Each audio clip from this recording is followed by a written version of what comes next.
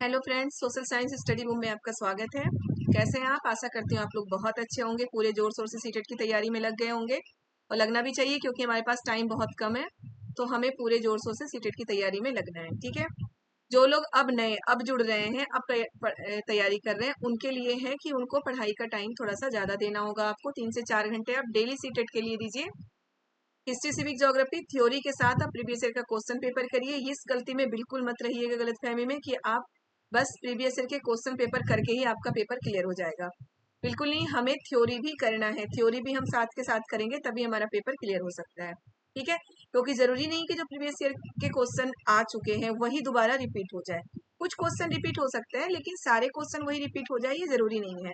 या फिर जो रिपीट भी होता है क्वेश्चन वो थोड़ा घुमा के पूछा जाता है, तो उसके लिए हमें थ्योरी पढ़ना जरूरी है। उसके लिए हम थ्योरी पढ़ेंगे तभी हम पेपर अच्छे से अटेम्प्ट कर सकते हैं, ठीक है। आज की क्लासेस बहुत महत्वपूर्ण, बहुत इंपॉर्टेंट होने वाला है, तो आज की क्लास बिल्कुल मिस मत करिएगा। आज हम ज्योग्राफी यानी कि भूगोल पढ़ेंगे। आज की क्लास में मैं ज्योग्राफी के सारे ही इंपॉर्टेंट कंटेंट लेके आई हूँ। जो सारा ही ज्योग्राफी का निचोड़ बोल सकते हैं वो सब आज लेके आई हूँ मैं। सारे ही इंपॉर्टेंट आज की क्लास में मैं कवर कराने की कोशिश करूंगी, तो प्लीज आज की क्लास बिल्कुल मिस मत करिएगा। ये क्लास बहुत इंपॉर्टेंट क्लास है आपके लिए, सभी के लिए, जो नए हैं जुड़े हैं, जो पुराने हैं, सभी के लिए, जुड़ने वाले हैं जो, उन सब के लिए, ठीक है। तो चलिए हम क्लास स्टार्ट करते हैं। अ, मैं बिल्कुल शुरू से करा रही हूँ ज्योग्राफी की। जो मैं ये सारे चैप्टर वाइज पहले भी चैनल पे अपलोड कर चुकी हूँ, मैं बार बार बताती जा रही हूँ। ज्योग्राफी के चैप्टर वाइज सारे वीडियो में चैनल पे अपलोड कर चुकी हूँ, लेकिन अब मैं कई चैप्टर की जो इंपॉर्टेंट चीजें हैं वो शॉर्ट में, थोड़ा सा शॉर्ट, क्योंकि पहले जो चैप्टर वाइज मैंने अपलोड किया उसमें टाइम देकर डिटेल में, बहुत डिटेल में पढ़ाई हूँ मैं। लेकिन अब जब हमें एक ही वीडियो में सारा कुछ कवर करना है तो थोड़ा शॉर्ट करेंगे हम, ठीक है। और जो बहुत इंपॉर्टेंट है, जिससे बार बार क्वेश्चन रिपीट होता है, वो सारे टॉपिक्स हम ज्यादा देखेंगे, ठीक है। तो चलिए, हमारा जो फर्स्ट चैप्टर है क्या है? सौरमंडल में पृथ्वी। ओके, ये ज्योग्राफी के 6 क्लास का, एनसीईआरटी 6 क्लास का सबसे फर्स्ट चैप्टर है, सौरमंडल में पृथ्वी। हमारे सौरमंडल के बारे में हम पढ़ेंगे। सौरमंडल का मुखिया कौन होता है? सूर्य होता है। और सौरमंडल में पृथ्वी की स्थिति पढ़ेंगे। सबसे पहले इसमें देखिए, पूर्णिमा और अमावस्या की बात की गई है। पूर्ण चंद्रमा वाली रात या पूर्णिमा होती है। देखिएगा आप पूर्ण चंद्र को लगभग 1 महीने में एक बार देखते हैं। जब हम पूर्ण चंद्र को देखते हैं तो वो पूर्ण चंद्रमा वाली रात या पूर्णिमा होती है, तो इसे पूर्ण चंद्रमा वाली रात कहते हैं या पूर्णिमा कहते हैं। फिर क्या होता है, 15 दिन के बाद उसे नहीं देख पाते, ये नए चंद्रमा की रात्रि होती है। यहाँ से क्वेश्चन आता है बेटा, पूर्ण चंद्रमा की रात किसे बोलते हैं? पूर्णिमा को बोलते हैं, जब चांद हमें पूरा दिखता है। नए चंद्रमा की रात्रि किसे बोलते हैं? तो नए चंद्रमा की रात्रि अमावस्या को बोलते हैं। ये क्वेश्चन आ चुका है कि नए चंद्रमा की रात्रि किसे बोलते हैं। तो हमारे दिमाग में ये बात आता है कि नए चंद्रमा की रात्रि हो सकता है पूर्णिमा को बोलते हैं, या पूर्णिमा के एक दिन के बाद जो चांद मतलब दिखता है उसे बोलते हैं। तो नहीं, नए चंद्रमा की रात्रि अमावस्या को बोलते हैं। क्लियर हो गया? पूर्णिमा के 15 दिन के बाद नई चंद्रमा की रात्रि होती है, अमावस्या को बोलते हैं। ये दो चीज सबसे पहले इंपॉर्टेंट है। इसमें दूसरा है खगोलीय पिंड। जो भी इंपॉर्टेंट है वो चीजें मैं लेते हुए चल रही हूँ। खगोलीय पिंड क्या है? खगोलीय पिंड क्या होता है? सूर्य, चंद्रमा तथा वे सभी वस्तुएं जो रात के समय आसमान में चमकती हुई दिखाई देती है।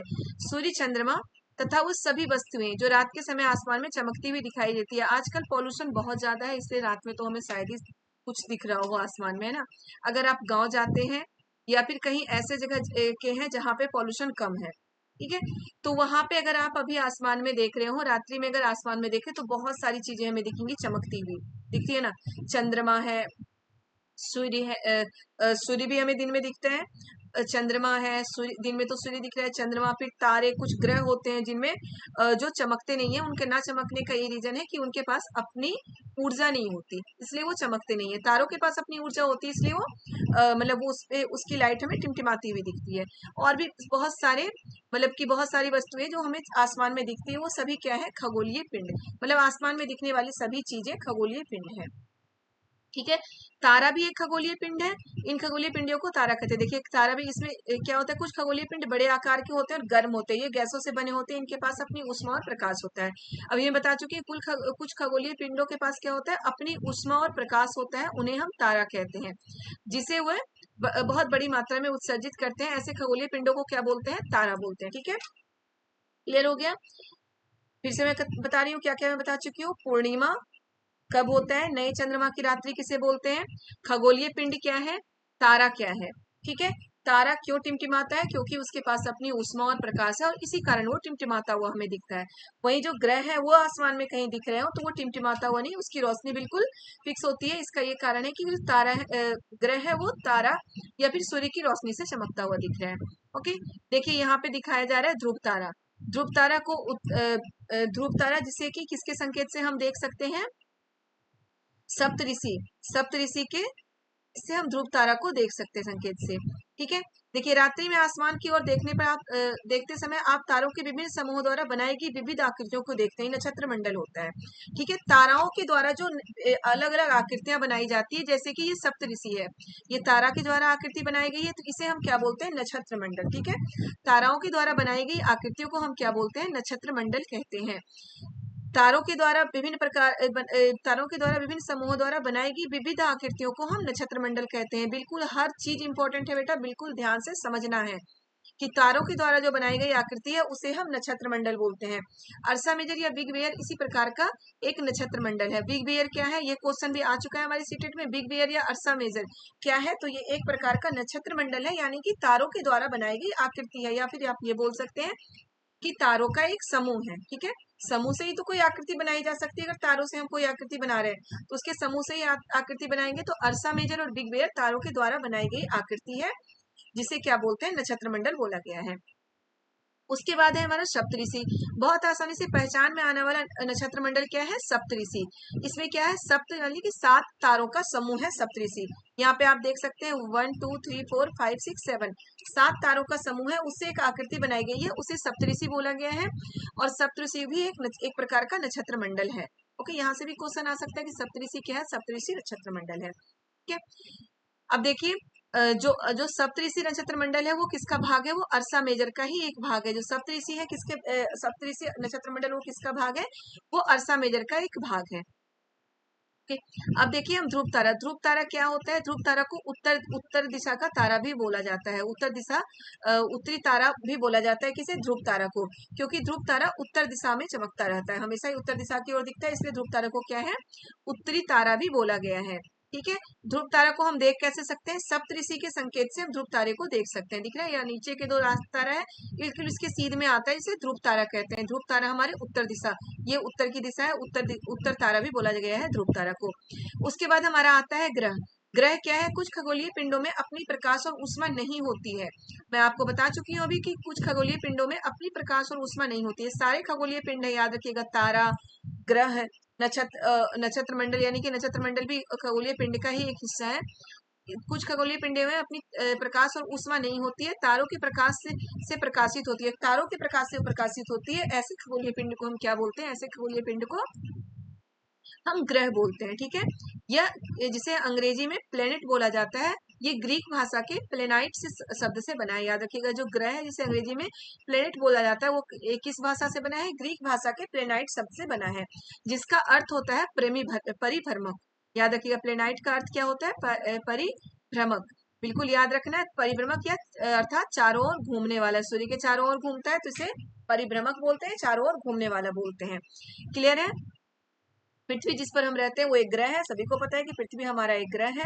बहुत ही अनोखा ग्रह पृथ्वी को बोला गया है। क्यों बोला गया? कि यहाँ पर जीवन है, इसी कारण पृथ्वी को एक अनोखा ग्रह बोला गया है। ओके, यह अपना संपूर्ण प्रकाश हम ऊष्मा कहाँ से प्राप्त करता है? सूर्य से। सूर्य भी एक तारा है, आपको बहुत अच्छे पता है, सूर्य भी एक तारा है। पृथ्वी के सबसे नजदीक का तारा सूर्य है, इसलिए पृथ्वी प्रकाश और ऊष्मा कहाँ से प्राप्त करती है? सूर्य से। ठीक है, सूर्य से, और पृथ्वी के सबसे नजदीक का तारा सूर्य है।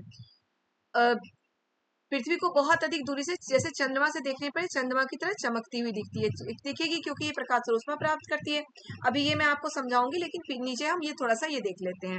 ओके, देखिए सौर मंडल। सौर मंडल क्या होता है? सूर्य, 8 ग्रह, उपग्रह तक कुछ खगोलीय पिंड जैसे क्षुद्र ग्रह एवं उल्का पिंड मिलकर सौर मंडल का निर्माण करते हैं। ठीक है, सूर्य, 8 ग्रह, 8 जो ग्रह हैं हमारे, उपग्रह तथा कुछ खगोलीय पिंड जैसे क्षुद्र ग्रह एवं उल्का पिंड, ये सभी मिलकर सौरमंडल का निर्माण करते हैं। सौरमंडल का मतलब सिर्फ सूर्य और 8 ग्रह ही नहीं है, और क्या क्या है उसमें, उपग्रह भी है, खगोलीय पिंड भी है, क्षुद्र ग्रह भी है और उल्का पिंड भी है। ये सब मिलकर सौरमंडल का निर्माण करता है। सौरमंडल का मुखिया सूर्य को बोला गया है, पहले ही बता चुकी हूँ। सौरमंडल का मुखिया किसे बोला गया? सूर्य को बोला गया। अब सूर्य की बारी आ गई। सूर्य का क्या है? सूर्य सौरमंडल के केंद्र में है। पता है हमें कि सूर्य सौरमंडल के केंद्र में है। ये बहुत बड़ा है एवं अत्यधिक गर्म गैसों से बना है। मैं आपको एक एक लाइन इसलिए बता रही हूँ क्योंकि कई बार आ जाता है कि इसमें से कौन सा सही नहीं है, सूर्य के बारे में कौन सा सही नहीं है, तो वो हमें एक एक चीज समझना है। मुझे पता है आप सभी को सूर्य के बारे में पता है, लेकिन फिर भी हमें उन चीजों को बहुत अच्छे से समझ के आगे बढ़ना है।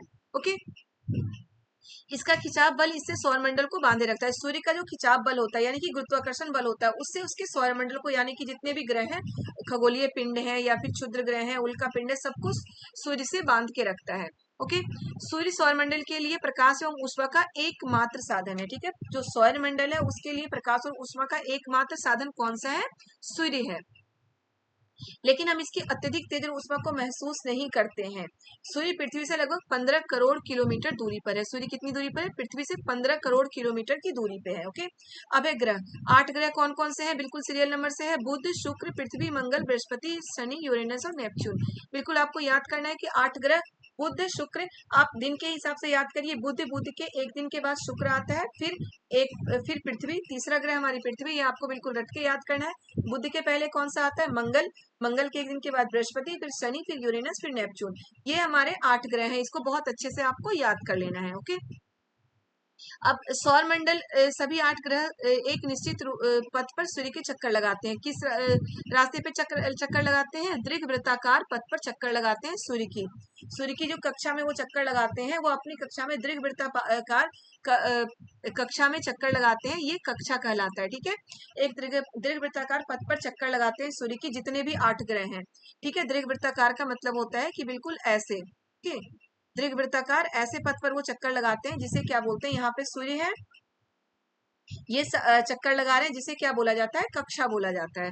ठीक है, अब देखिए जो सबसे नजदीक का ग्रह, सूर्य के सबसे नजदीक का ग्रह कौन सा है? बुध है, कि बुध सूर्य के सबसे नजदीक का ग्रह है और इसे सूर्य की परिक्रमा करने में 88 दिन लगते हैं। याद रखिए, सबसे नजदीक का ग्रह है वो सबसे कम दिन में सूर्य की परिक्रमा करेगा, और जो सबसे बाद का ग्रह है, सबसे अंतिम ग्रह है यानी कि हमारा नेपच्यून, वो सबसे ज्यादा दिन लगाएगा सूर्य की परिक्रमा करने में। ठीक है, और इतना ही नहीं है, जैसे जैसे हम आगे बढ़ते जाएंगे उतना ही दिन बढ़ता जाएगा सूर्य की परिक्रमा करने में। अभी तक प्लूटो भी एक ग्रह माना जाता था, परंतु अंतरराष्ट्रीय खगोलीय संगठन ने अपनी बैठक अगस्त 2006 में ये निर्णय लिया कि कुछ समय पहले खोजे गए अन्य खगोलीय पिंड 2003 यूपी 313 सीरस तथा प्लूटो बौने ग्रह कहे जाएंगे। ये बहुत इंपॉर्टेंट है, याद रखिएगा कि जो प्लूटो जिसे ग्रह माना जाता था उसे बौने ग्रह क्यों माना जा रहा है, किसके डिसीजन पे माना जा रहा है? तो अंतरराष्ट्रीय खगोलीय संगठन के डिसीजन पे प्लूटो को बौने ग्रह की श्रेणी में रखा गया। और बौने ग्रह की श्रेणी में और कब रखा गया था? अगस्त 2006 में। और बौने ग्रह की श्रेणी में और कौन कौन से खगोलीय पिंड हैं? 2003 यूपी 313 और सीरस, ये सभी तथा प्लूटो बौने ग्रह की श्रेणी में रखा गया। इन सभी को 3 याद रखेंगे बिल्कुल। अब है हमारा पृथ्वी। इससे पहले हम थोड़ा सा ये चेक देख लें। ठीक है, सबसे पहले देखिए बुध है। ओके, बुध के बाद क्या है? यहाँ पे ये हमें देखना बहुत जरूरी है, ये बिल्कुल आपको समझ लेना है अच्छे से। इसमें देख लीजिएगा 4 ग्रह, जो शुरू के 4 ग्रह हैं, इसे आंतरिक ग्रह बोला गया है। बिल्कुल ध्यान रखिएगा, शुरू के 4 ग्रह को आंतरिक ग्रह बोला गया है क्योंकि ये 4 ग्रह जो हैं ये बिल्कुल पृथ्वी के मतलब पृथ्वी के पास है। इसे क्या बोला गया है? आंतरिक ग्रह बोला गया है। क्लियर है? और बाद के जो 4 ग्रह हैं उसे बाह्य ग्रह बोला गया है। क्वेश्चन यहाँ से भी आता है कि जो बाह्य ग्रह है वो ठोस बने हुए हैं, तो और जो आंतरिक ग्रह है वो गैसीय है, तो ये बिल्कुल गलत है। आंतरिक ग्रह ठोस है और जो बाह्य ग्रह है वो गैसीय है। इसे हम ऐसे याद कर सकते हैं कि मान लो कि सूर्य की प्रकाश से उसका गैस उड़ गया और बिल्कुल ठोस ही रह गया है, तो जो आंतरिक 4 ग्रह हैं बुध, शुक्र, पृथ्वी और मंगल, इसे आंतरिक ग्रह बोला गया है। ये सूर्य के बिल्कुल बहुत नजदीक है और ये चट्टानों से बने हैं। वही जो बाह्य ग्रह है यानी कि बृहस्पति, शनि, यूरेनस और नेपच्यून, ये बाह्य ग्रह है, ये सूर्य से बहुत दूर है और ये गैसीय और तरल पदार्थों से बने हुए ग्रह हैं। ओके, यहाँ से क्वेश्चन आता है बेटा, यहाँ से आपको बिल्कुल याद रखना है कि बुध सूर्य की परिक्रमा करने में 88 दिन लगाता है और अपने अक्ष पर 59 डेज में ये घूर्णन करता है। ये बहुत इंपॉर्टेंट है। बुध और पृथ्वी दो ही आपको याद रखना है कि बुध सूर्य की परिक्रमा करने में 88 दिन 88 दिन डेज लगाता है और अपने अक्ष पर घूमने में कितने दिन में घूमता है 59 यानी कि 59 दिन में। वही जो हमारी पृथ्वी है सूर्य की परिक्रमा करने में 365 दिन लगाती है और घूर्णन में एक दिन में वो अपने अक्ष पर घूम जाती है। ठीक है, तभी तो दिन और रात होता है। अगर 2 दिन में घूमती तो एक दिन दिन होता है, एक दिन रात होता है। ठीक है, तो एक दिन में वो अपने अक्ष पर अपने अक्ष पर जो वो घूर्णन करती है वो एक दिन में करती है। घूर्णन का मतलब होता है अपने अक्ष पर घूमना, परिक्रमण का मतलब होता है दीर्घवृत्ताकार पतले सूर्य की परिक्रमा करना। ठीक है, तो सूर्य की परिक्रमा 365 दिन में करती है, अपने अक्ष पर एक दिन में घूमती है। इसी कारण क्या है कि एक दिन में ही दिन और रात दोनों ही हो जाता है। अगर 2 दिन अपने अक्ष पर घूमने में लगता तो क्या होता कि एक दिन रात, यानी कि 2 दिन में हमारे दिन और रात होते। इसमें एक ये भी दिया है चंद्रमा की संख्या 1 है। हमारे चंद्रमा कितने हैं? 1 है। ओके, तो ये दोनों बहुत इंपॉर्टेंट है। और सबसे लास्ट का आप ये याद कर लोगे कि नेपच्यून सूर्य की परिक्रमा करने में कितने दिन लगाते हैं? 164 164 दिन लगाते हैं। तो आप देख रहे हैं सबसे ज्यादा। तो ये क्वेश्चन भी आ सकता है कि सबसे ज्यादा जो दूर के ग्रह है वो सूर्य की परिक्रमा जल्दी करते हैं। नहीं, सूर्य की परिक्रमा सबसे लेट करते हैं और जो पास के ग्रह है वो सूर्य की परिक्रमा जल्दी करते हैं। क्लियर है? क्षुद्र ग्रह कहाँ पाए जाते हैं? तो क्षुद्र ग्रह हमारे कहाँ पाए जाते हैं?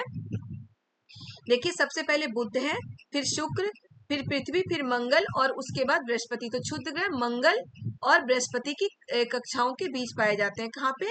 मंगल और बृहस्पति की कक्षाओं के बीच क्षुद्र ग्रह पाए जाते हैं। ठीक है, फिर यहाँ पे भी एक क्वेश्चन आता है कि छल्ला, यानी कि ये छल्ला ही है ना, कि कौन सा ग्रह है जिसके ऊपर छल्ला सबसे ज्यादा है? तो शनि। याद रखिएगा, शनि देव है वो सबसे खतरनाक ग्रह माने जाते हैं हमारे हिंदुओं में भी शनि ग्रह। तो याद रखिएगा, शनि ग्रह सबसे शक्तिशाली ग्रह माने जाते हैं। तो इसलिए जो छल्ला है, मतलब और सारी चीजों को शनि ही तो बर्दाश्त करके रख पाएगा, शनि ही तो समेट के रख पाएंगे। तो यही है कि इन छल्ले को जो छल्ला क्वेश्चन आ चुका है एक बार कि कौन सा ग्रह है जिसके चारों ओर छल्ला है? तो शनि ग्रह है जिनके चारों ओर छल्ला है। ये छल्ला दिख रहा है, ये क्या है? ये क्षुद्र ग्रहों का एक, जो क्षुद्र ग्रह होते हैं ना उन्हीं का छल्ला बना हुआ है। उल्का पिंड का एक छल्ला बना हुआ है, छोटे छोटे पत्थरों का। ये कोई वैसे नहीं है, अंगूठी का छल्ला नहीं है, छोटे छोटे पत्थरों का ये छल्ला बना हुआ है। क्लियर है आपका? अब चलिए हम आगे बढ़ते हैं। पृथ्वी तक पहुंच गए थे ना, ग्रह हो गया हमारा पृथ्वी। पृथ्वी क्या है? इसमें कुछ चीजें हैं जो बहुत इंपॉर्टेंट है, हमें देखते हुए चलने हैं। सूर्य से दूरी के हिसाब में पृथ्वी तीसरा ग्रह है। मैं ये सब आपको बता चुकी हूँ उसमें, इसीलिए मैं आपको वहां पहुंची थी कि पहले आप वहां से मैं आपको ग्रहों के बारे में बता दूं। आकार में यह 5वां सबसे बड़ा ग्रह है। बिल्कुल, यहाँ भी आपको याद रखना है कि पृथ्वी जो है आकार में 5वां सबसे बड़ा ग्रह। ये ध्रुवों के पास थोड़ी चपटी होती है, ध्रुवों के पास थोड़ी चपटी होती है, इसलिए इसके आकार को भू आप कहा जाता है। याद रखिएगा, पृथ्वी के आकार को भू आप क्यों कहा जाता है? क्योंकि पृथ्वी ध्रुवों के पास थोड़ी सी चपटी होती है। भू आप का अर्थ क्या होता है? पृथ्वी के समान, पृथ्वी के समान आकार। क्लियर है कि पृथ्वी क्या है? तो पृथ्वी दूरी के हिसाब से तीसरा ग्रह है सूर्य के पास से, 5वां सबसे बड़ा ग्रह है, ध्रुवों के पास सबसे थोड़ी चपटी, इसलिए इसके आकार को भू आप कहा गया है। क्लियर है? फिर जीवन के लिए अनुकूल परिस्थितियां होने के कारण ही है कि यहाँ पे क्या होता है कि यहाँ पृथ्वी ना तो अधिक गर्म है ना ही ठंडा है। यहाँ जीवन के लिए अनुकूल परिस्थिति, इसलिए इसे क्या बोला जाता है? अनोखा ग्रह भी बोला गया है। वायु में जीवन के लिए आवश्यक गैसें जैसे ऑक्सीजन मौजूद है, पता है हमें, हम ऑक्सीजन तो सांस के रूप में ले रहे हैं, तो ये मौजूद है, हमें पता है। पृथ्वी सौरमंडल का सबसे अद्भुत यानी कि अनोखा ग्रह है। क्यों है? क्योंकि यहाँ जीवन के लिए अनुकूल परिस्थितियां हैं। यहाँ पानी भी है, ऑक्सीजन भी है, ना ही बहुत ठंडा है ना ही बहुत गर्म है, और बहुत सारी गैसें हैं जो जीवन के लिए जरूरी है। अंतरिक्ष से दिखने पर पृथ्वी नीले रंग का दिखता है क्योंकि ये 2/3 सतह पानी से ढका हुआ है, इसलिए इसे नीला ग्रह भी कहा गया है। पृथ्वी को नीला ग्रह क्यों कहा गया है? क्योंकि ये 2/3 सतह इसका पानी से ढका हुआ है और पृथ्वी पर और अंतरिक्ष से दिखने पर ये नीला दिखता है। अब हमारा ये भी बहुत इंपॉर्टेंट है, प्रकाश की गति लगभग कितना है? 3 लाख किलोमीटर प्रति सेकंड है। इस गति के बावजूद सूर्य के प्रकाश को पृथ्वी तक पहुंचने में लगभग 8 मिनट का समय लगता है। बिल्कुल याद रखना है आपको कि सूर्य के प्रकाश को पृथ्वी तक पहुंचने में कितना समय लगता है? 8 मिनट का समय लगता है। क्लियर है? अब हम चंद्रमा देखेंगे। चंद्रमा क्या है? पृथ्वी का प्राकृतिक उपग्रह है। हमारी पृथ्वी के पास केवल एक उपग्रह है चंद्रमा। इसका व्यास पृथ्वी के व्यास का केवल 1/4 है। तो चंद्रमा का व्यास पृथ्वी के व्यास का कितना है? 1/4 है। याद रखना है आपको, हमारा जो एकमात्र उपग्रह है वो कौन सा है? चंद्रमा है। ठीक है। लेकिन ये हमें बड़ा क्यों दिखता है कि बाकी खगोलीय पिंडों की अपेक्षा ये नजदीक है। ये हमसे लगभग 3,84,400 किलोमीटर दूर है। याद रखिएगा चंद्रमा की दूरी कितनी है, 3,84,400 किलोमीटर दूर है। आप पृथ्वी से सूर्य और एवं चंद्रमा की दुनिया की तुलना कर सकते हैं। उपग्रह और मानव निर्मित उपग्रह, दो तरह के उपग्रह होते हैं। एक तो उपग्रह, मानव निर्मित उपग्रह दो हैं पृथ्वी के पास। अंतरिक्ष में उपस्थित कुछ भारतीय उपग्रह कौन कौन से हैं? इनसेट, IRS और एडुसेट। एडुसेट के बारे में दो बार आ चुका है, याद रखिएगा। एडुसेट के बारे में दो बार आ चुका है। ये मानव निर्मित जो उपग्रह है ना, एडुसेट क्या है, इसके बारे में 2 बार सीटेट में आ चुका है। एडुसेट क्या है? मानव निर्मित उपग्रह है।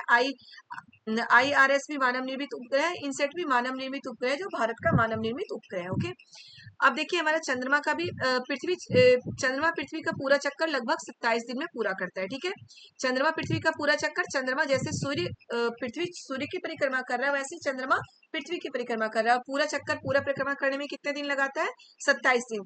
वहीं पृथ्वी सूर्य की परिक्रमा करने में 365 दिन लगाता है। लगभग इतने ही समय में चंद्रमा अपने अक्ष पे भी घूमता है। आप पृथ्वी का देखिए, यहाँ से तुलना करिए। पृथ्वी सूर्य की परिक्रमा करने में 365 दिन लगाता है और अपने अक्ष पर एक दिन में पूरा घूम जाता है। वही चंद्रमा क्या है? 27 दिन पृथ्वी की परिक्रमा करने में लगाता है और वही 27 दिन वो अपने अक्ष पर भी घूमने में लगाता है। यही कारण है कि हमें हमेशा पृथ्वी का एक भाग ही दिखता है। लगभग इतने ही समय ये अपने अक्ष पर एक चक्कर पूरा करने में लगाता है। इसी के परिणाम स्वरूप पृथ्वी से हमें चंद्रमा का केवल एक भाग ही दिखाया जाता है। ये क्वेश्चन भी आ चुका है, तो थोड़ा सा घुमा के आ सकता है। और बिल्कुल आपको समझ लेना है कि हमें पृथ्वी से चंद्रमा का हमेशा एक ही भाग क्यों दिखता है, क्योंकि 27 दिन में चंद्रमा पृथ्वी की परिक्रमा करता है और वही 27 दिन में वो अपने अक्ष पर भी घूमता है। और यही कारण है कि हमें उसका हमेशा एक भाग ही दिखाई देता है। क्लियर है? चंद्रमा की परिस्थितियां जीवन के लिए अनुकूल नहीं है। इसकी सतह पर पर्वत, मैदान एवं गड्ढे हैं जो चंद्रमा की सतह पर छाया बनाए रखते हैं। ठीक है, हम पृथ्वी से वो छाया को देख सकते हैं। अब आ गया हमारा क्षुद्र ग्रह। क्षुद्र ग्रह क्या होता है? तारों, ग्रहों एवं उपग्रहों के अतिरिक्त असंख्य छोटे पिंड भी सूर्य के चारों ओर चक्कर लगाते हैं, जिन्हें हम क्षुद्र ग्रह कहते हैं। क्षुद्र ग्रह के बारे में मैं ऊपर बता चुकी हूँ कि कौन कौन से ग्रह के बीच पाए जाते हैं। मंगल और बृहस्पति के कक्षाओं के बीच क्षुद्र ग्रह पाए जाते हैं। इंपॉर्टेंट है, बिल्कुल आपको ध्यान रखना है, याद करना है, बिल्कुल अच्छे से समझ के। वैज्ञानिकों के अनुसार क्षुद्र ग्रह ग्रह के ही भाग होते हैं जो बहुत वर्ष पहले विस्फोट के बाद ग्रहों से टूटकर अलग हो गए थे। क्लियर है? ये भी आ सकता है कभी कभी क्षुद्र ग्रह के बारे में, क्या गलत है तो क्षुद्र ग्रह ग्रहों का ही भाग था जो टूटकर बहुत पहले अलग हो गया था, तो ये भी बिल्कुल सही है। अब नेक्स्ट आता है हमारा उल्का पिंड। उल्का पिंड क्या है? सूर्य के चारों ओर चक्कर लगाने वाले पत्थरों के छोटे छोटे टुकड़ों को उल्का पिंड कहते हैं। उल्का पिंड किसे कहते हैं? सूर्य के चारों ओर चक्कर लगाने वाले पत्थरों के छोटे छोटे टुकड़ों को उल्का पिंड कहते हैं, जो पृथ्वी पर आने से पहले मध्य मंडल में, जो वायुमंडल की परत है, मैं जब आपको ज्योग्राफी करा रही थी थ्योरी पूरा, तो उसमें मैं वो सब करा चुकी हूँ, जो फिर से मैं कराऊंगी। रिवीजन क्लासेस ही अब चल रही है हमारी ज्योग्राफी की, तो फिर से मैं वो रिवीजन जरूर कराऊंगी, क्योंकि उससे क्वेश्चन आता ही है। तो मध्य मंडल में उल्का पिंड क्या होता है? जब हमारी पृथ्वी की गुरुत्वाकर्षण बल के कारण वो पृथ्वी की ओर आकर्षित होता है, तो मध्य मंडल में जो वायुमंडल के बीच की परत है, वहां पे एक गैस पाई जाती है, जिसके कारण वो उल्का पिंड विस्फोट हो जाता है, टूट जाता है, और जिसे हम टूटता तारा कहते हैं। ठीक है, वो कोई टूटता तारा नहीं होता। उल्का पिंड के टूटने से वैसी मतलब कि वैसा हमें लगता है कि कोई तारा टूट रहा है। ठीक है, तो उल्का पिंड होता क्या है? जो सूर्य के चारों ओर चक्कर लगाने वाले छोटे छोटे टुकड़ों को ही, हम पत्थरों के छोटे छोटे टुकड़ों को उल्का पिंड कहते हैं। कभी कभी उल्का पिंड पृथ्वी के नजदीक आ जाते हैं और इनकी प्रवृत्ति पृथ्वी पर गिरने वाली हो जाती है। और क्या होता है, इस प्रक्रिया के वायु के साथ घर्षण होने के कारण गर्म होकर ये जल जाते हैं। फलस्वरूप चंद्रमा प्रकाश उत्पन्न होता है, चमकदार प्रकाश उत्पन्न होता है। कभी कभी कोई उल्का पूरी तरह जले बिना पृथ्वी पर गिरती है, जिससे धरातल पर गड्ढे बन जाते हैं। ठीक है, अब देखिए क्या है आकाशगंगा। आकाशगंगा क्या है? ये दिख रहा है आपको? तारों के बहुत सारे समूह, तारों के समूह को आकाशगंगा कहते हैं, जो कि एक नदी की तरह, हमें गंगा नदी की तरह आसमान में दिख रहा है, उसे आकाशगंगा कहते हैं। ठीक है, देखिए क्या आपने तारों वाले खुले आकाश में एक ओर से दूसरी ओर तक फैली चौड़ी सफेद पट्टी की तरह एक चमकदार रास्ते को देखा है? यह लाखों तारों का समूह होता है। यही पट्टी आकाशगंगा या मिल्की वे है। ठीक है, आकाशगंगा को इंग्लिश में क्या बोलते हैं? मिल्की वे। तो चौड़ी पट्टी जो चारों तरफ फैली होती है, इसी को तारों की चौड़ी पट्टी होती है, चारों तरफ फैली होती है, लाखों तारों का समूह होता है, इसे हम क्या बोलते हैं? आकाशगंगा बोलते हैं। लाखों तारों के समूह को हम क्या बोलते हैं? आकाशगंगा। ओके, लाखों तारों के समूह को हम क्या बोलते हैं? आकाश गंगा, बिल्कुल आपको याद रखना है कि लाखों तारों के समूह को हम आकाश गंगा बोलते हैं। ठीक है, आकाश गंगा या मिल्की वे बोलते हैं। जो हमारा सौर मंडल है वो आकाश गंगा का ही भाग है, याद रखिएगा। जो हमारा सौर मंडल है वो एक आकाश गंगा का ही भाग है। ये भी क्वेश्चन आ सकते हैं कि हमारा सौर मंडल किसका भाग है, तो हमारा सौर मंडल आकाश गंगा का भाग है। रिलेटेड क्वेश्चन आ सकता है कि मतलब जिसमें कि ये सही है, या कारण वाले क्वेश्चन बहुत आते हैं ना, फैक्ट वाले क्वेश्चन। तो इस तरह के क्वेश्चन में ये बिल्कुल आपको एक एक लाइन अच्छे से समझ के याद रखना है कि हमारा सौर मंडल आकाश गंगा का ही भाग है। ठीक है। प्राचीन भारत में इसकी कल्पना आकाश में प्रकाश की एक बहती नदी की तरह की जाती थी। इस प्रकार इसका नाम आकाश गंगा पड़ा। आकाश गंगा करोड़ों तारों, बादलों एवं गैसों की एक प्रणाली होती है। ओके, अब है ब्रह्मांड। ब्रह्मांड क्या होता है? इस प्रकार लाखों आकाश गंगाएं मिलकर ब्रह्मांड का निर्माण करती है। आकाश गंगा क्या है? लाखों तारों के समूह को आकाश गंगा कहते हैं, और लाखों आकाश गंगाएं मिलकर किसका निर्माण करती है? ब्रह्मांड का निर्माण करती है। ऐसा माना जाता है कि एक ब्रह्मांड में कई सारे सौर मंडल हैं। ओके, ब्रह्मांड की विशालता की कल्पना नहीं करना अत्यधिक कठिन है। वैज्ञानिक कभी भी इसके बारे में अधिक से अधिक जानकारी एकत्रित नहीं कर पाए हैं। ओके, तो ये हमारा चैप्टर नंबर 1 रिवीजन क्लास बिल्कुल हो चुका है। एक एक चीज मैं बहुत अच्छे से समझा चुकी हूँ। अब हम चैप्टर 2 देखते हैं। चैप्टर 2 हमारा क्या है? ग्लोब, अक्षांश एवं देशांतर। हम जल्दी जल्दी कराएंगे, पूरे 6 का एक ही वीडियो में पूरा 6 में कवर करने की कोशिश करूंगी कि पूरा 6 हमारा एक वीडियो में कवर हो और बहुत ही हेल्पफुल क्लास हो आपके लिए। तो प्लीज जिन्होंने अभी तक चैनल को सब्सक्राइब नहीं किया है, चैनल को सब्सक्राइब कर दे। वीडियो पसंद आए तो वीडियो को लाइक जरूर करें, शेयर करें और ज्यादा से ज्यादा कमेंट। ठीक है, तो हम इसमें क्या पढ़ेंगे? ग्लोब, अक्षांश एवं देशांतर। अभी हम सौर मंडल पढ़ चुके हैं, ग्लोब, अक्षांश एवं देशांतर पढ़ेंगे।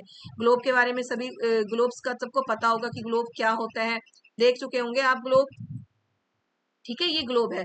पृथ्वी का वास्तविक स्वरूप क्या होता है? ग्लोब पृथ्वी का वास्तविक स्वरूप। देख रहे हैं अक्षों के पास थोड़ी सी चपटी, इस कारण इसे पृथ्वी के आकार को क्या बोलते हैं? भू-आह। इसी कारण बोलते हैं ना, अभी पिछले चैप्टर में हम पढ़ चुके हैं कि पृथ्वी क्या होता है, जो अक्ष होते हैं उनके वहां पे थोड़ी सी चपटी है, तो इसलिए इसके आकार को, यही कारण है कि पृथ्वी के आकार को भू-आह बोला गया है। क्लियर है? अब देखिए ग्लोब, अक्षांश और देशांतर जो भी इंपॉर्टेंट है वो देखते हुए चलेंगे, हम जल्दी जल्दी रिवीजन करेंगे। क्या है? यह उत्तर एवं दक्षिण ध्रुवों पर थोड़ी चपटी होती है। बता चुकी हूँ, ध्रुवों पर थोड़ी सी चपटी होती है। ये उत्तर और दक्षिण ध्रुवों पर थोड़ी सी चपटी होती है, इसीलिए इसके आकार को भू-आभ कहा जाता है, जो पिछले चैप्टर में हम पढ़ चुके हैं। यह उत्तर एवं दक्षिण ध्रुवों पर थोड़ी चपटी तथा मध्य में थोड़ी उभरी हुई होती है।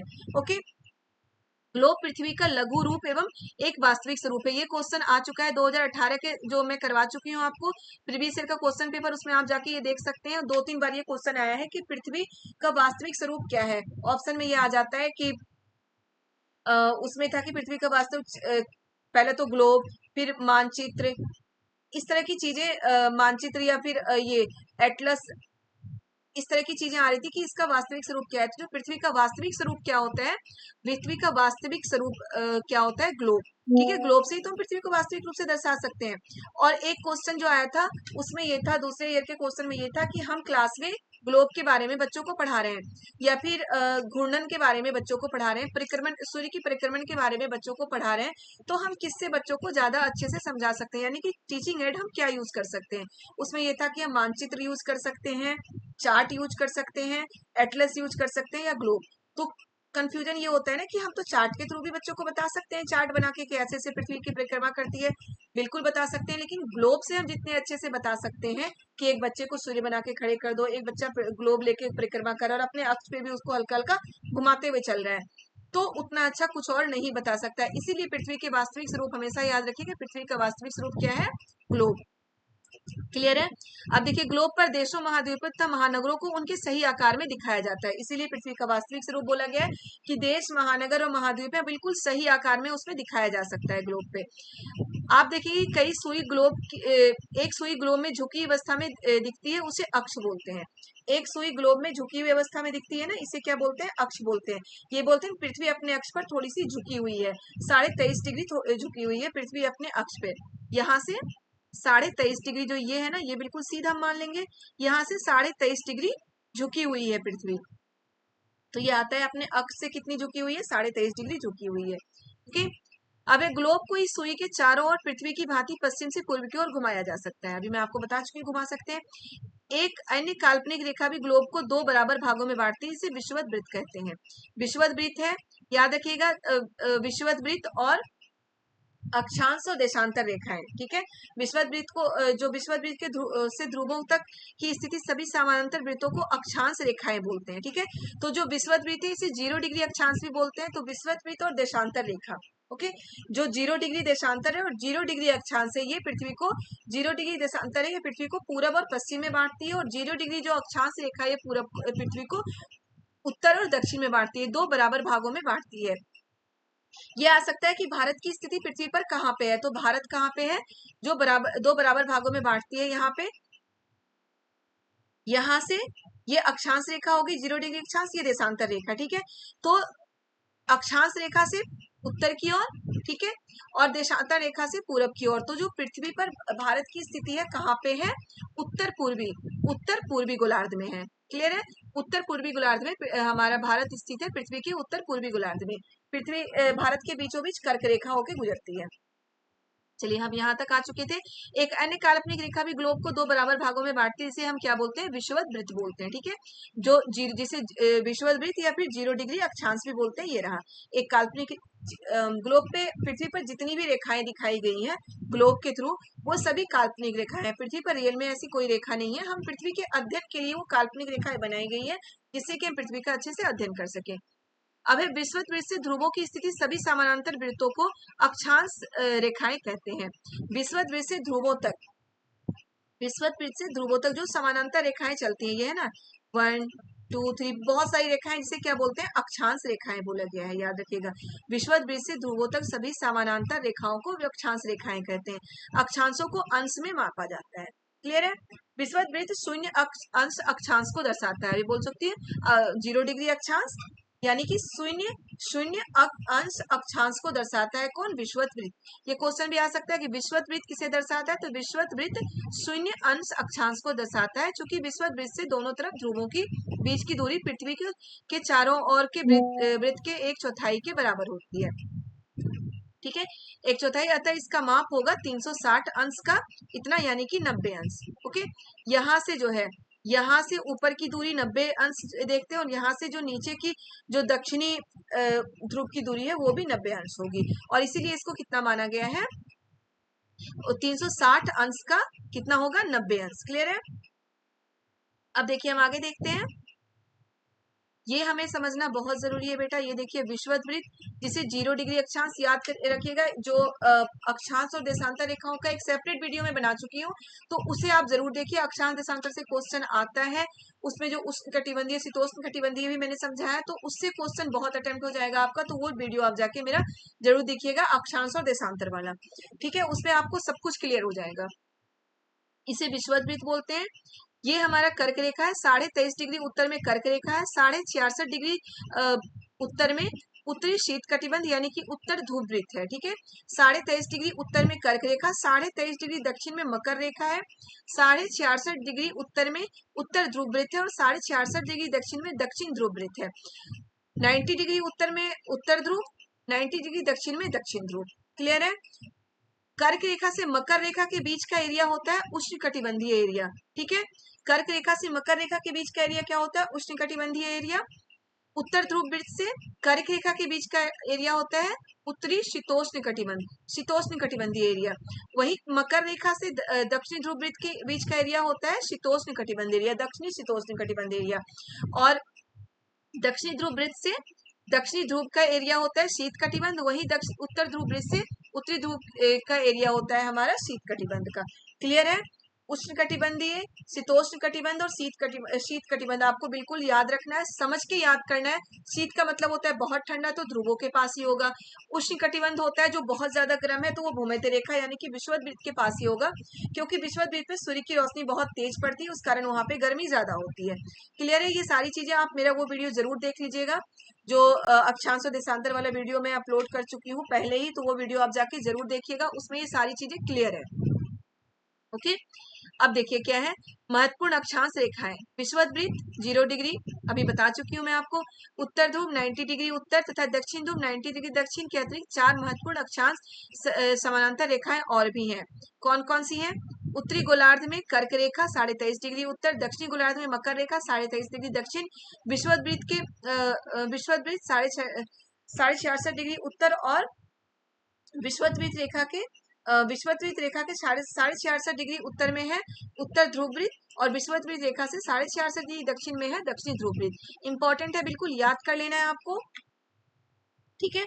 अब देखिए पृथ्वी के ताप कटिबंध, उष्ण कटिबंध, शीतोष्ण कटिबंध और शीत कटिबंध, बहुत क्लियर मैं बता रही हूँ आपको, फिर से समझा रही हूँ, आप समझ लीजिएगा। उष्ण कटिबंध में यहीं से आपको समझाती हूँ। देखिए यहाँ पे सूर्य है, ओके, यहाँ पे सूर्य है, आपको पता है ये सूर्य है, सूर्य की तरह तो नहीं बन पाया लेकिन ये सूर्य है। सूर्य की किरणें ऐसी सीधी ही जाती है ना, ऐसे तो नहीं कि टेढ़ी मेढ़ी जाएंगी, सीधी जाती है सूर्य की किरणें, सूर्य की किरणें तो सीधी ही जाएंगी। तो सबसे ज्यादा सूर्य की किरणें कहाँ जा पड़ रही है, सबसे ज्यादा सूर्य की किरणें पड़ रही है हमारे विषुवत वृत्त पे, और कर्क रेखा से मकर रेखा के बीच में बिल्कुल सीधी किरणें पड़ती है, बिल्कुल सीधी रोशनी आती है, ऊर्जा मिलती है सूर्य की। तो यहाँ पे बहुत गर्म होता है, उस कर्क रेखा से मकर रेखा के बीच का क्षेत्र बहुत ज्यादा गर्म होता है, इसलिए इसे क्या बोला गया, उष्ण कटिबंधीय क्षेत्र। बहुत ज्यादा गर्मी के कारण यहाँ पे सदाबहार वन पाए जाते हैं, क्योंकि ज्यादा गर्मी के कारण, ज्यादा सूर्य की रोशनी के कारण वाष्पीकरण ज्यादा होता है, जितना ज्यादा वाष्पीकरण होगा उतनी ज्यादा बादल बनेंगे, उतनी ज्यादा बारिश होती है। तो विषुवत वृत्त के पास यहीं पे हमारा अमेजन बेसिन का जो जंगल है वो यहीं पे है, बिल्कुल अमेरिका में इधर ही है, विषुवत वृत्त के पास ही है। और वहां पे जो हमारा वर्षा वन पाया जाता है, जिसे सदाबहार वन भी बोलते हैं। भारत में जो अंडमान निकोबार का क्षेत्र है वहां पे सदाबहार वन है, क्योंकि भारत के बीचों बीच कर्क रेखा गुजरती है, बहुत अच्छे से पता है। तो यहाँ पे हमारा अंडमान निकोबार का क्षेत्र आता है, ठीक है, वहां भी सदाबहार वन पाई जाती है, क्योंकि वहां पे बारिश होती है बहुत ज्यादा। जो सदाबहार वन है वहां पे हर दिन करीब बारिश होती है, 3 से 4 घंटे, वहां की लकड़ियां बहुत मजबूत होती है, जो आगे चैप्टर में मैं आपको बताऊंगी, तो इतने डिटेल से अभी नहीं बता रही, अभी हमें कटिबंध बताना है। उष्ण कटिबंध एरिया क्या होता है, कर्क रेखा से मकर रेखा के बीच, मैं आपको क्लियर कर चुकी हूँ। अब यहाँ भी एक बार देख लीजिए, कर्क रेखा और मकर रेखा के बीच सभी अक्षांशों पर सूर्य वर्ष में एक बार दोपहर में सिर के ठीक ऊपर होता है, इसलिए इस क्षेत्र में सबसे अधिक उष्मा प्राप्त होती है, इसे उष्ण कटिबंधीय एरिया कहते हैं, ठीक है। शीतोष्ण कटिबंधीय एरिया, उत्तरी गोलार्ध में कर्क रेखा एवं उत्तर ध्रुव वृत्त तथा दक्षिणी गोलार्ध में मकर रेखा एवं दक्षिण ध्रुव वृत्त के बीच वाले क्षेत्र का तापमान मध्यम रहता है, इसलिए इसे शीतोष्ण कटिबंधीय बोलते हैं। क्यों मध्यम रहता है, आप देख लीजिए यहाँ पे जो रोशनी पड़ेगी थोड़ी सी तिरछी पड़ेगी ना, बिल्कुल सीधी नहीं पड़ती, तो यहाँ पे क्या होता है कि तापमान थोड़ा सा मध्यम होता है, यहाँ पे और यहाँ पे तापमान थोड़ा सा मध्यम होता है। अब शीत कटिबंध, शीत कटिबंध क्या होता है कि दक्षिण ध्रुव उत्तर ध्रुव उत्तरी ध्रुव के बारे में आपको पता है कि 6 महीने दिन और 6 महीने रात होते हैं, इसलिए यहाँ पे ठंड बहुत ज्यादा होती है, बर्फ जमा हुआ होता है हमेशा, इसलिए इसको क्या बोलते हैं, शीत कटिबंधीय एरिया है, ठीक है। अब है देशांतर क्या है, अक्षांश हम समझ चुके हैं, बहुत अच्छे से समझ में आ गया होगा अक्षांश। अभी भी अगर नहीं समझ में आया तो मेरा सेपरेट वीडियो अक्षांश और देशांतर क्या है वो आप जरूर देख लीजिएगा, आपको बहुत अच्छे से क्लियर हो जाएगा अक्षांश और देशांतर, ठीक है। अब हम देशांतर क्या है, देशांतर समझते हैं। देखिए किसी स्थान की स्थिति को बताने के लिए उस स्थान के अक्षांश के अतिरिक्त कुछ और जानकारियों की आवश्यकता होती है। किसी स्थान की स्थिति को बताने के लिए हमें अक्षांश और देशांतर दोनों रेखाओं की आवश्यकता होती है, ठीक है। उस और भी आवश्यकता होती है, आप देख सकते हैं कि प्रशांत महासागर में स्थित टोंगा द्वीप एवं हिंद महासागर में स्थित मॉरिशस द्वीप एक ही अक्षांश पर स्थित है, उनकी ये सही स्थिति जानने के लिए ये पता करना होगा कि उत्तर ध्रुव को दक्षिण ध्रुव से जोड़ने वाली संदर्भ रेखा से पूर्व या पश्चिम की ओर इन स्थानों की दूरी क्या है। चलिए तो ऐसे ही है। अब क्या है, अर्धवृत्त है, ये अर्धवृत्त है, इनके बीच की दूरी ध्रुवों की तरफ बढ़ने पर घटती है। जो देशांतर रेखा है वो सीधी होती है, याद रखिए, देशांतर रेखाएं ये सीधी रेखाएं होती है, कोई अक्षांश रेखाएं ये पड़ी हुई रेखाएं थी, देशांतर रेखाएं सीधी होती है।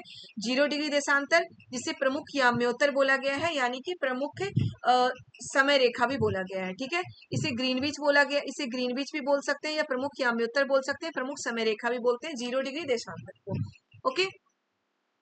क्या है देखिए, इसके बीच की दूरी ध्रुवों की तरफ बढ़ने पर घटती जाती है एवं ध्रुवों पर शून्य हो जाती है, जहां सभी देशांतरीय याम्योत्तर आपस में मिलती है। अब देखिए देशांतरीय याम्योत्तर जो है, यहाँ पे देख रहे हैं 0 है, शून्य है ना, ये सभी रेखाएं क्या होता है आपस में मिलती है, यहाँ पे बिल्कुल 0 है, शून्य है। ये अक्षांश रेखाओं के बीच की दूरी घटती बढ़ती नहीं है, बिल्कुल बराबर होती है, याद रखिएगा, दो अक्षांश रेखाओं के बीच की दूरी बिल्कुल बराबर होती है, ध्रुवों की ओर जाते हुए कहीं भी, मतलब भूमध्य रेखा से, यानी कि जो विषुवत वृत्त है वहां से ध्रुवों की उत्तर ध्रुव चले जाए, दक्षिण ध्रुव चले जाए, अक्षांश रेखाओं के बीच की दूरी बराबर होती है। लेकिन वही देशांतर रेखाओं के बीच की दूरी क्या है कि अगर हम एक देशांतर रेखा उत्तर ध्रुव से चलती है तो इसकी 2 देशांतर रेखाओं के बीच की दूरी बढ़ती जाती है, आप देख सकते हैं यहाँ दो देशांतर रेखाओं के बीच की दूरी बढ़ती गई है। सबसे ज्यादा दूरी कहाँ पे होती है? विषुवत पे, और फिर जब दक्षिणी ध्रुव पे पहुंचेंगे तो उसकी दूरी फिर से शून्य हो जाती है। यानी कि उत्तरी ध्रुव पे दो देशांतर रेखाओं के बीच की दूरी शून्य होती है, वो बढ़ती जाती है और फिर देशांत विषुवत के बाद फिर घटती जाती है। क्वेश्चन बेटा एक बार आ चुका है कि जो देशांतर रेखाओं के संदर्भ में कौन सा कथन सत्य है। तो उसमें यह था कि देशांतर रेखाओं के बीच की दूरी ध्रुवों की ओर जाते हुए घटती है, पहला ये था। दूसरा ये था कि ध्रुवों की ओर जाते हुए बढ़ती है। दूसरा ये था कि पहले घटती है फिर बढ़ती है। फिर ये था कि पहले बढ़ती है फिर घटती है। तो ये बिल्कुल सही है कि ध्रुवों मतलब कि देशांतर रेखाओं के बीच की दूरी उत्तर एक ध्रुव से दूसरी की ध्रुव की ओर जाते हुए पहले बढ़ती है और फिर घटती है। और दो देशांतर रेखाओं के बीच की दूरी सबसे ज्यादा कहाँ पे होती है? विषुवत वृत्त पे, जिसे हम भूमध्य रेखा भी कहते हैं। क्लियर है? अब देखिए, अक्षांश रेखाओं से भिन्न सभी देशांतरी यामित्रों की लंबाई समान होती है। जो अक्षांश रेखाएं होती है उनके ये लंबाई अलग अलग होती है, ठीक है। बीच की दूरी बराबर होती है लेकिन लंबाई अलग अलग होती है, लेकिन देशांतरीय रेखाओं की लंबाई बिल्कुल समान होती है। बहुत इंपॉर्टेंट है कि अक्षांश रेखाओं के बीच की दूरी बराबर होती है, देशांतर रेखाओं के बीच की दूरी घटती बढ़ती रहती है। अक्षांश रेखाओं की लंबाई असमान होती है, समान नहीं होती, जबकि देशांतर रेखाओं की लंबाई बिल्कुल समान होती है। क्लियर है? अब देखिए ग्रीनिच है। ग्रीनविच मैं आपको बता चुकी हूँ क्या है। जो 0 डिग्री देशांतर है जिसे प्रमुख यामोत्तर बोलते हैं, उसी को ग्रीनविच भी बोलते हैं। जो कहाँ से है? जो ब्रिटिश वेधशाला में स्थित है, ठीक है। ब्रिटिश वेधशाला में स्थित है। इसे क्या बोला गया है? प्रमुख याम्योत्तर बोला गया है, और इसको प्रमुख समय रेखा भी बोला गया है। ओके, इसका मान 0 डिग्री देशांतर है। तो यहाँ से हम 180 डिग्री पूर्व तथा 180 डिग्री पश्चिम की गणना करते हैं। ये ग्रीनविच है। ग्रीनविच प्रमुख यामोत्तर, प्रमुख समय रेखा भी बोला गया है।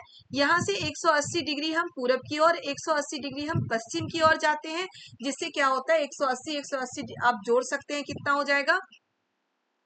आप खुद जोड़ के बताइए कितना हो जाएगा। 180 और 180 बता सकते हैं आप। 180 प्लस 180 कितना हो जाएगा हमारा? कभी ये क्वेश्चन भी आता है कि वह 180 और 180 मतलब कि जो देशांतर रेखाएं हैं उसकी संख्या कितनी है। तो देशांतर रेखाओं की संख्या कितनी है आप मुझे जोड़ के बताएंगे। थोड़ा सा कंफ्यूजन इसमें होता है देशांतर रेखाओं की संख्या के बारे में, तो आप मुझे जोड़ के बताएंगे देशांतर रेखाओं की संख्या कितनी है, ठीक है। कितनी होगी देशांतर रेखाओं की संख्या? देखिए 0, 6, फिर मतलब 360 हम नॉर्मली मानते हैं ना कि 360 हो जाएगी देशांतर रेखाओं की संख्या, यही नॉर्मली मान के चलते हैं। लेकिन हम जो बीच की ये रेखा तो छोड़ रहे हैं ना, यहाँ से बात तो 180 है, फिर इधर से बात 180 है। तो 360 नहीं, बल्कि हमारी जो देशांतर रेखाओं की संख्या है वो 361 है।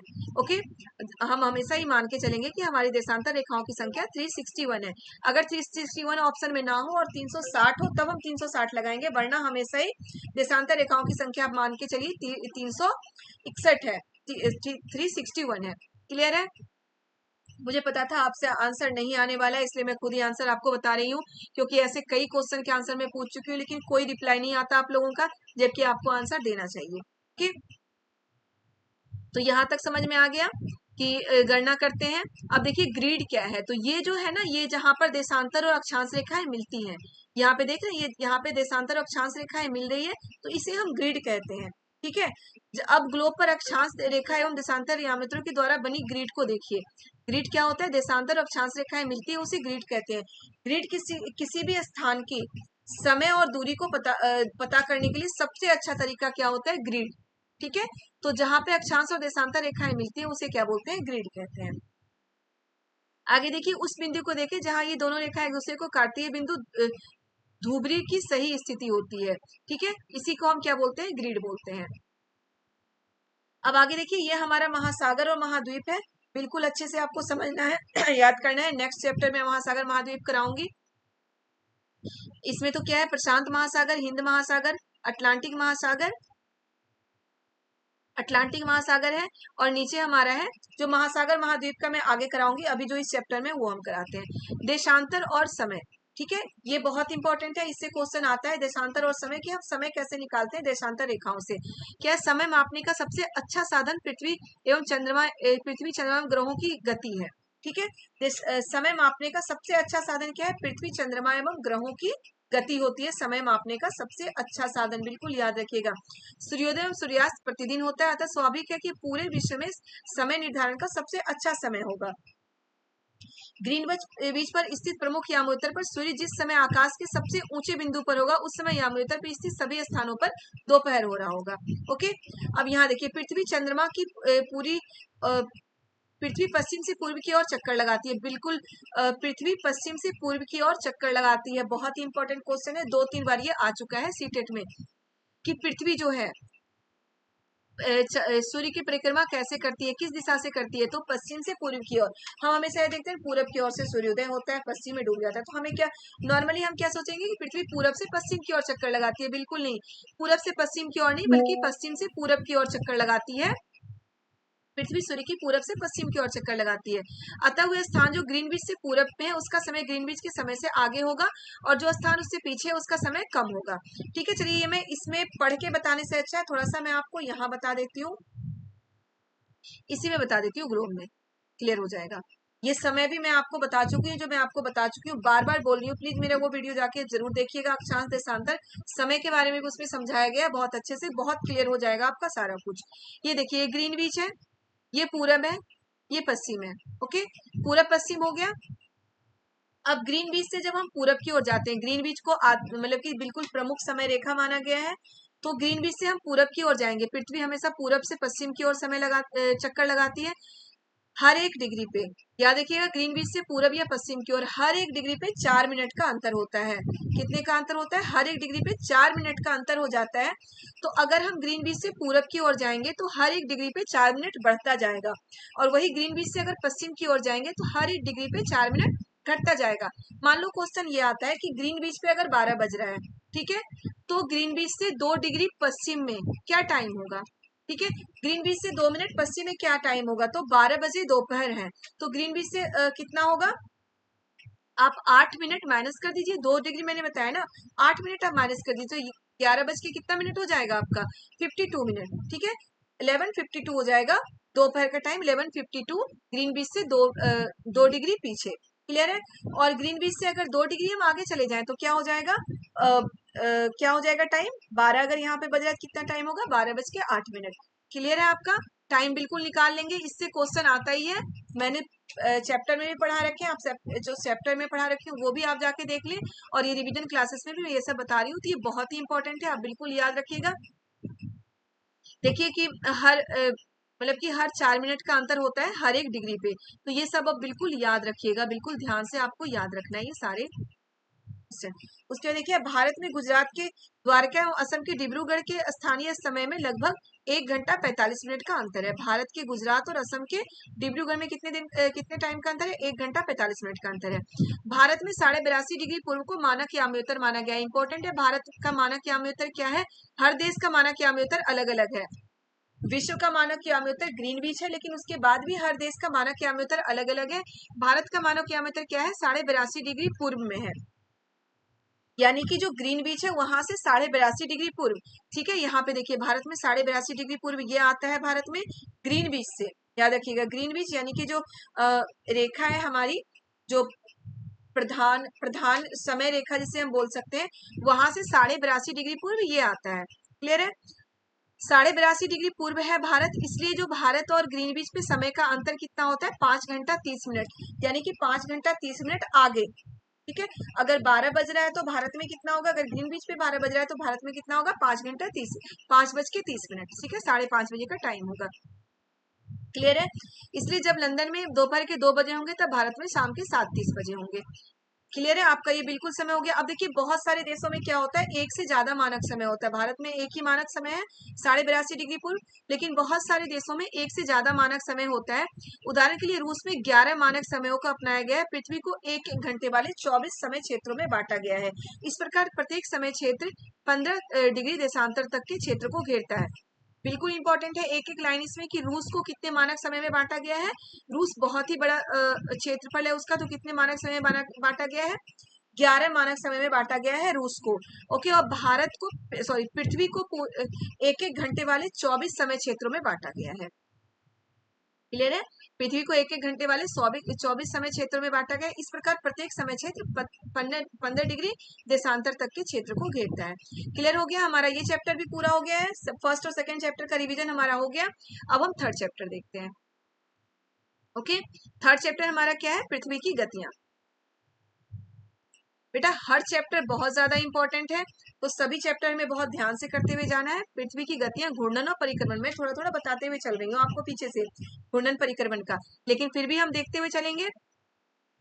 चूंकि मैं ये सारा चीज आपको पीछे करा चुकी हूँ, इसलिए मैं बहुत फिर भी डिटेल में जितने मेहनत से, जितने डिटेल में मैं आपको पहले कराई थी, उतनी ही मेहनत से, उतनी ही डिटेल से फिर से करा रही हूँ, ताकि आपको, मैं पहले ही बोल चुकी हूँ कि ये जो वीडियो होने वाला है, ये जो क्लास है, बहुत ही हेल्पफुल, बहुत ही इंपॉर्टेंट क्लास है।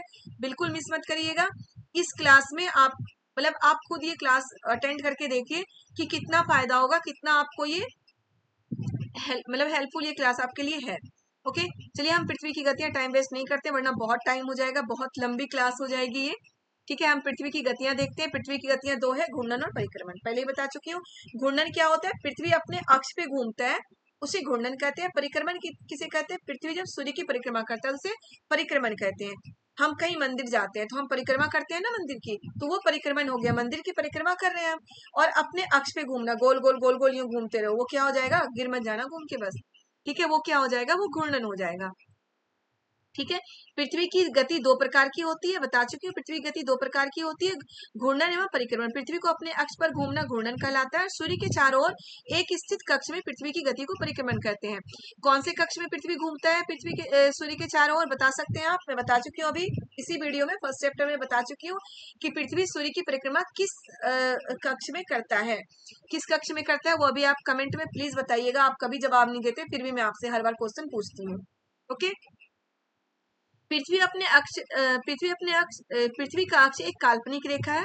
ताकि पृथ्वी पे जितनी भी रेखाएं बताई गई हैं हमें, मैं आपको बता रही हूँ, सभी एक काल्पनिक रेखा है। ओके, जो इसके कक्षीय सतह से 66.5 डिग्री का कोण बनाती है। पृथ्वी अपने अक्ष से, याद रखिएगा, ध्रुवों से कितना झुकी हुई है? 23.5 डिग्री, जो मैं आपको पीछे बता चुकी हूँ।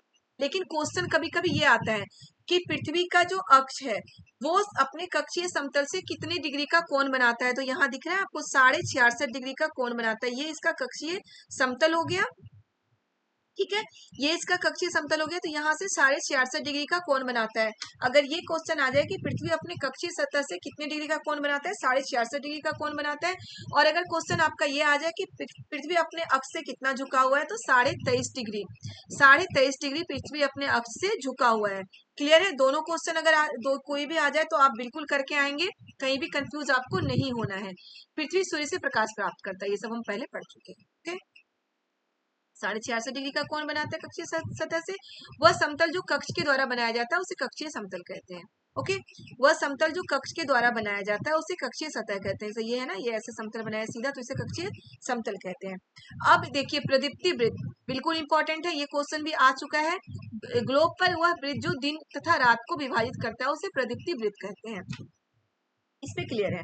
देखिए, सूर्य की रोशनी पड़ रही है, सूर्य की रोशनी, अब मान लो कि मैं एक बॉल, ठीक है, ये बॉल तो है नहीं कहीं मेरे पास अभी, मान लो ये मेरे हाथ को बॉल मान लो, यहाँ से सूर्य की रोशनी पड़ रही है, तो यही तो पड़ेगी, इधर तो नहीं पड़ेगी। तो जहां से सूर्य की रोशनी पड़नी बंद हो जाती है, मान लो कि ये बॉल है, यहाँ से पड़ रही है, यहाँ से सूर्य की रोशनी नहीं पड़ रही, यहाँ सूर्य है, यहाँ से सूर्य की रोशनी नहीं पड़ रही है। तो वही चीज है, ये सूर्य की रोशनी यहाँ तक आ रही है, यहाँ से बिल्कुल सूर्य की रोशनी, मतलब इधर रात है, इधर दिन है, इधर रात है। तो ये जो रेखा है ना, जो दिन और रात को अलग करती है, जो दिन और रात को अलग करने वाली रेखा को क्या बोलते हैं? प्रदीप्ति वृत्त। देखिए, ग्लोब पर वह वृत्त जो दिन तथा रात को विभाजित करता है उसे प्रदीप्ति वृत्त कहते हैं। बिल्कुल क्लियर है? ग्लोब पर वह रेखा जो दिन और रात को विभाजित करता है उसे क्या बोलते हैं? प्रदीप्ति वृत्त कहते हैं। पृथ्वी अपने अक्ष पर एक चक्कर लगाने में लगभग 24 घंटे का समय लगाता है। एक दिन का बता चुकी थी, 24 घंटे आता है एक दिन में। घूर्णन के समय काल को पृथ्वी दिन कहते हैं। बिल्कुल इंपॉर्टेंट है बहुत। पृथ्वी दिन क्या है? घूर्णन के समय काल को, हमें कंफ्यूजन होता है कि एक दिन को, पृथ्वी दिन की बात आ गई, ये क्वेश्चन भी आ चुका है शायद 2016 या 2018 के क्वेश्चन पेपर में, सीटेट के क्वेश्चन में ये क्वेश्चन आया है कि पृथ्वी दिन के बारे में। तो पृथ्वी दिन क्या है? घूर्णन के समय काल को, यानी कि 24 घंटे में एक पूरे दिन में जो पृथ्वी अपने अक्ष पर घूमती है उसी को क्या बोलते हैं? पृथ्वी दिन बोलते हैं। घूर्णन के समय काल को पृथ्वी दिन से ये बिल्कुल याद मत, मतलब ये मत कंफ्यूज हो जाइएगा कि दिन का समय जो होता है उसे पृथ्वी दिन बोलते हैं, बिल्कुल नहीं।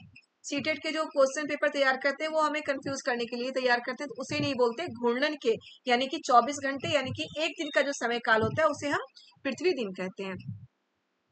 आगे पृथ्वी की दूसरी गति जो सूर्य के चारों ओर कक्ष में होती है उसे परिक्रमण कहते हैं। इसे परिक्रमण कहते हैं, मैं ये सब बता चुकी हूँ। सूर्य की परिक्रमा जो करती है पृथ्वी उसे परिक्रमण करते हैं।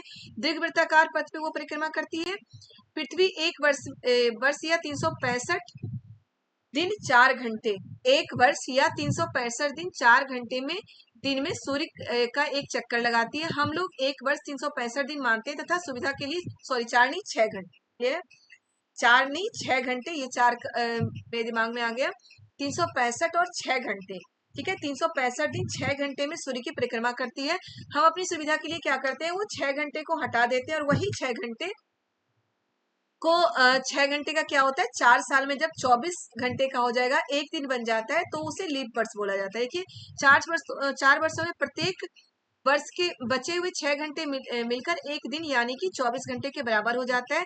इसके अतिरिक्त दिन को फरवरी के दिन में जोड़ दिया जाता है। इसके अतिरिक्त दिन को कहाँ जोड़ा जाता है? फरवरी के दिन में। और इसी कारण क्या होता है कि फरवरी 28 दिन का नहीं, कितने दिन का होता है? 29 दिन का। और वो साल पूरा हमारा कितने दिन का होता है? 366 डेज का होता है, जिसे क्या बोला गया है? लीप वर्ष बोला गया है। प्रत्येक 4 वर्ष में लीप वर्ष आता है। क्यों आता है? क्योंकि पृथ्वी जो सूर्य की परिक्रमा करती है 365 दिन 6 घंटे में करती है, और हम उसे मान के चलते हैं 365 दिन। 6 घंटे को हम इसमें नहीं जोड़ते, और हर 4 साल के बाद जब वो एक दिन का समय हो जाता है, 6 घंटे जोड़ जोड़ के यानी कि 24 घंटे का समय हो जाता है, तो उसे फरवरी के महीने में जोड़ दिया जाता है। और इसी कारण है कि फरवरी 28 दिन का ना हो के 29 दिन का होता है, और वो पूरा साल हमारा क्या होता है? 366 दिन का, 366 डेज का होता है, जिसे हम क्या बोलते हैं? लीप वर्ष बोलते हैं। इंपॉर्टेंट है बेटा बहुत ज्यादा। लीप वर्ष क्या है? तो जिस वर्ष फरवरी 29 दिन का होता है, या फिर लीप वर्ष क्या है? जिस वर्ष 365 दिन, जो वर्ष 366 दिन का होता है उसे लीप वर्ष कहते हैं। क्लियर है? ध्यान दीजिए कि पृथ्वी पूरे कक्ष में एक ही दिशा में झुकी रहती है। ये क्वेश्चन भी आ सकता है कि पृथ्वी पूरे कक्ष में एक ही दिशा में झुकी रहती है। क्वेश्चन भी आ सकता है ना कभी, कि मान लीजिए कि पृथ्वी परिक्रमण करते हुए अपनी, मतलब कि उनके झुकने की दिशा कभी पूरब होती है, पश्चिम, उत्तर, दक्षिण होती है? नहीं होती। वो अपने कक्ष में हमेशा एक ही दिशा में झुकी रहती है। क्लियर है? आपको दिख रहा है ना, यहाँ हमेशा एक ही दिशा में झुकी रहती है। अब यहाँ से बहुत सारे क्वेश्चन आते हैं जो हमें देखना है। देखिए हम मान लेते हैं, यहाँ से चलते हैं। ओके, यहाँ से हम घूर्णन स्टार्ट करते हैं। क्या है? 22 दिसंबर। याद रखिएगा 22 दिसंबर को क्या बोला गया है? दक्षिण अयनात। ठीक है, अयनात, दक्षिण अयनात बोला गया है 22 दिसंबर को, क्योंकि इसमें जो है दक्षिणी गोलार्ध पे सूर्य की किरणें पड़ रही हैं, इसलिए इसे क्या बोला गया है? दक्षिणी अयनात। हम कहाँ पे हैं? हम उत्तरी गोलार्ध में हैं। दिसंबर में हमारे यहाँ ठंड का मौसम होता है, तो इसीलिए क्या होता है, हम दिसंबर में हमारे यहाँ ठंड का मौसम होता है। तो याद रखिएगा कि पृथ्वी क्या है, मतलब कि दिसंबर में हमारे यहाँ ठंड का मौसम होता है, यानी कि उत्तरी गोलार्ध में उस समय रात का समय है। ओके, उत्तरी गोलार्ध में रात का समय है, और दक्षिणी गोलार्ध में सूर्य की किरणें पड़ती हैं। सॉरी, उत्तरी ध्रुव पे रात का समय है और दक्षिणी ध्रुव पे सूर्य की किरणें पड़ रही है, इसलिए इसे क्या बोला गया है? दक्षिणी अयनात। क्लियर है? इसलिए इसे बोला जाता है दक्षिणी अयनात। दक्षिणी गोलार्ध में उस समय गर्मी का मौसम होता है, दक्षिणी अयनात बोला गया है। बिल्कुल आपको याद रखना है, दक्षिण अयनात कब आता है? 22 दिसंबर के समय को दक्षिण अयनात बोला गया है। दक्षिणी गोलार्ध में ग्रीष्म ऋतु होता है, यहाँ पे दक्षिणी गोलार्ध में ग्रीष्म ऋतु होता है, उत्तरी गोलार्ध में शीत ऋतु होता है। बिल्कुल यहाँ से बिल्कुल अच्छे से, नहीं समझ में आ रहा है बना के याद करिए, बना के याद करिए, खुद से लिखिए, बनाइए इसे, खुद से लिखिए, बहुत अच्छे से आप समझ जाएंगे हर चीज। यहाँ से हम चलते हैं 22 के बाद क्या हो गया? 1 माइनस कर देंगे, 21 मार्च। 22 दिसंबर 3 महीने के बाद, चलिए 22 जनवरी, फरवरी, मार्च, जनवरी, फरवरी, मार्च। ठीक है, 22 दिसंबर के बाद 21 मार्च। याद करने का तरीका बता रही हूँ मैं आपको बेटा, ऐसे याद करना है। ठीक है, 21 मार्च को क्या बोला जाता है? विषुव। क्यों बोला जाता है विषुव? क्योंकि यहाँ पे कर्क रेखा पे सूर्य की किरणें सीधी पड़ती है। ओके, इसलिए इसे विषुव बोला गया है। कर्क रेखा पे सूर्य की किरणें बिल्कुल सीधी पड़ती है, इसलिए इसे क्या बोला गया है? विषुव बोला जाता है। सॉरी, कर्क रेखा पे 21 जून को उत्तरी गोलार्ध सूर्य की ओर तरफ झुका होता है। 21 जून को कर्क रेखा पे नहीं, भूमध्य रेखा पे सूर्य की किरणें सीधी पड़ती है। जो भूमध्य रेखा है वहां पे सूर्य की किरणें सीधी पड़ती है 21 मार्च को, इसलिए इसे क्या बोला गया है, विषुव बोला गया है। ओके, वसंत ऋतु, इस समय वसंत ऋतु होता है और ये 21 मार्च का समय है, याद रखिएगा मार्च। अब उससे 3 महीने हम आगे चलते हैं, ठीक है। दिसंबर से 22 दिसंबर से 21 मार्च के आगे 21 मार्च को विषुव बोला जाता है। 21 मार्च से फिर 3 महीने हम आगे चलते हैं, जोड़ लीजिए कब आएगा, मार्च अप्रैल मई जून, फिर 21 जून। हमें डेट नहीं चेंज करना, 21 जून को ही हम देखेंगे। 21 जून को क्या होता है, उत्तर अयनात। उत्तर अयनात का मतलब क्या है कि इस समय ना जो 21 जून का समय होता है, कर्क रेखा पे सूर्य की किरणें बिल्कुल सीधी पड़ती है। जो 22 दिसंबर को है, मकर रेखा पे सूर्य की किरणें सीधी पड़ती है, और 21 जून को कर्क रेखा पे सूर्य की किरणें सीधी पड़ती है, इसलिए इसको क्या बोलता है, उत्तर अयनात बोला गया है। इस समय उत्तरी गोलार्ध में गर्मी का मौसम होता है और दक्षिणी गोलार्ध में सर्दियों का मौसम होता है।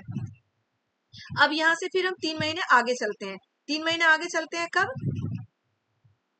जून से जुलाई अगस्त सितंबर, ठीक है, जुलाई अगस्त सितंबर। सितंबर का मौसम है 23 सितंबर, ठीक है। 21 के बाद हम 23, 22, 21, 21, 23, ठीक है। 21 सितंबर, 21 सितंबर को इसको भी विषुव बोला गया है। इस समय भी क्या होता है, भूमध्य रेखा पे सूर्य की रोशनी बिल्कुल सीधी पड़ती है। 21 मार्च और 23 सितंबर को क्या बोला गया है, विषुव बोला जाता है। इस समय भूमध्य रेखा पे सूर्य की किरणें सीधी पड़ती है। दक्षिण अयनात 22 दिसंबर को बोला गया है, जिस समय मकर रेखा पे सूर्य की किरणें सीधी पड़ती है। 21 जून को उत्तर अयनात बोला जाता है, उस समय कर्क रेखा पे सूर्य की किरणें सीधी पड़ती है। बहुत इंपॉर्टेंट है, अच्छे से मैं बार बार बोल रही हूँ, बना के समझिए, इसको बना के समझने की कोशिश करिए, तब चीजें बहुत अच्छे से समझ में आती है। क्लियर है। अब यहाँ से हम देखिए 21 जून को उत्तरी गोलार्ध सूर्य की तरफ झुका होता है, सूर्य की किरणें कर्क रेखा पर सीधी पड़ती है। क्लियर है, मैं आपको बता चुकी हूँ 21 जून को फिगर से बता रही थी ताकि आपको क्लियर समझ में आ जाए। अब मैं जो हाईलाइट की वो आप पढ़ते जाइए, याद करते जाइए। 21 जून को इस क्षेत्र में सबसे लंबा दिन और सबसे छोटी रात होती है, बहुत इंपॉर्टेंट है, याद करना है। 21 जून को उत्तरी गोलार्ध में सबसे लंबा दिन और सबसे छोटी रात होती है। पृथ्वी की इस अवस्था को उत्तर अयनात कहते हैं, ठीक है। सबसे लंबा दिन 21 जून को और सबसे छोटी रात होती है आने वाला 21 जून, याद रखिएगा। 21 जून को सबसे लंबा दिन आप देखिएगा और सबसे छोटी रात होती है। इसी दिन को क्या बोलते हैं, उत्तर अयनात कहते हैं। 22 दिसंबर को दक्षिण ध्रुव इसके सूर्य की ओर झुकी होने के कारण मकर रेखा पर सूर्य की किरणें सीधी पड़ती है। चूंकि सूर्य की किरणें मकर रेखा पर लंबवत पड़ती है, इसलिए दक्षिणी गोलार्ध के बहुत बड़े भाग में प्रकाश प्राप्त होती है। मकर रेखा पे सूर्य की किरणें सीधी पड़ती है 22 दिसंबर को, बिल्कुल याद रखना है आपको। दक्षिणी गोलार्ध में लंबे दिन तथा छोटी रातों वाली ग्रीष्म ऋतु होती है। इसके ठीक विपरीत स्थिति उत्तरी गोलार्ध में होती है। पृथ्वी इस अवस्था में अवस्था को दक्षिण अयनात कहता है, ठीक है। 22 दिसंबर को क्या होता है कि सबसे लंबा दिन और सबसे छोटी रात कहाँ पे होती है, दक्षिणी गोलार्ध उत्तरी गोलार्ध में। क्लियर है। अब है 21 मार्च एवं 23 दिसंबर को सूर्य की किरणें विषुवत वृत्त पर सीधी पड़ती है, जिसे हम भूमध्य रेखा या विषुवत वृत्त कह सकते हैं। इस अवस्था में कोई भी ध्रुव सूर्य की ओर झुकी हुई नहीं होती, इसलिए पूरी पृथ्वी पर दिन और रात बराबर होता है, याद रखिएगा। पूरी पृथ्वी पर दिन और रात बराबर कब होता है, 21 मार्च और 23 दिसंबर को पूरी पृथ्वी पर दिन और रात बराबर होता है। क्यों होता है कि इन दोनों ही समय सूर्य की किरणें विषुवत वृत्त पर सीधी पड़ती है, ठीक है, इसलिए इसे क्या बोला गया है, विषुव बोला गया है। क्लियर है। अब है परिक्रमण।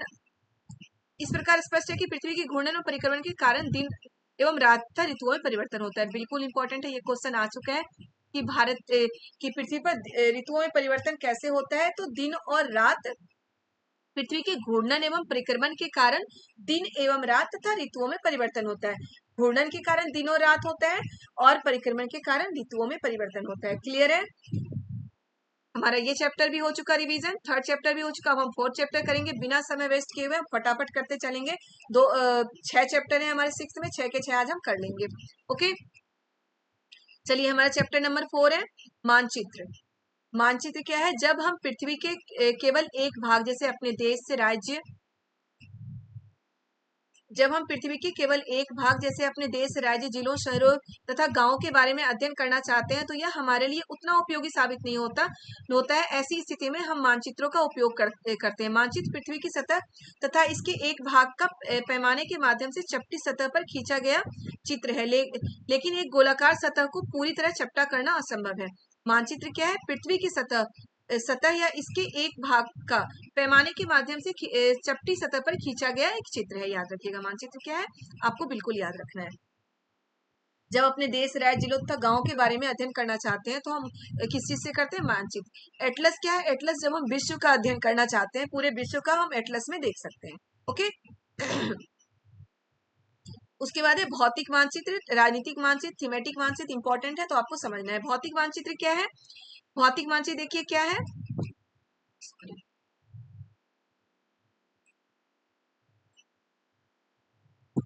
भौतिक मानचित्र हमारा क्या है? पृथ्वी की प्राकृतिक आकृतियों जैसे पर्वतों, पठारों, मैदानों, नदियों, महासागरों इत्यादि को दर्शाने वाले मानचित्र को भौतिक मानचित्र कहते हैं। किसे कहते हैं? पृथ्वी की प्राकृतिक आकृतियों को जो भी दर्शाता है उसे हम क्या बोलते हैं? भौतिक मानचित्र बोलते हैं। जैसे पर्वत, पठार, मैदान, नदी, महासागर, इन सबको जो मानचित्र दर्शाता है उसे भौतिक मानचित्र बोलते हैं।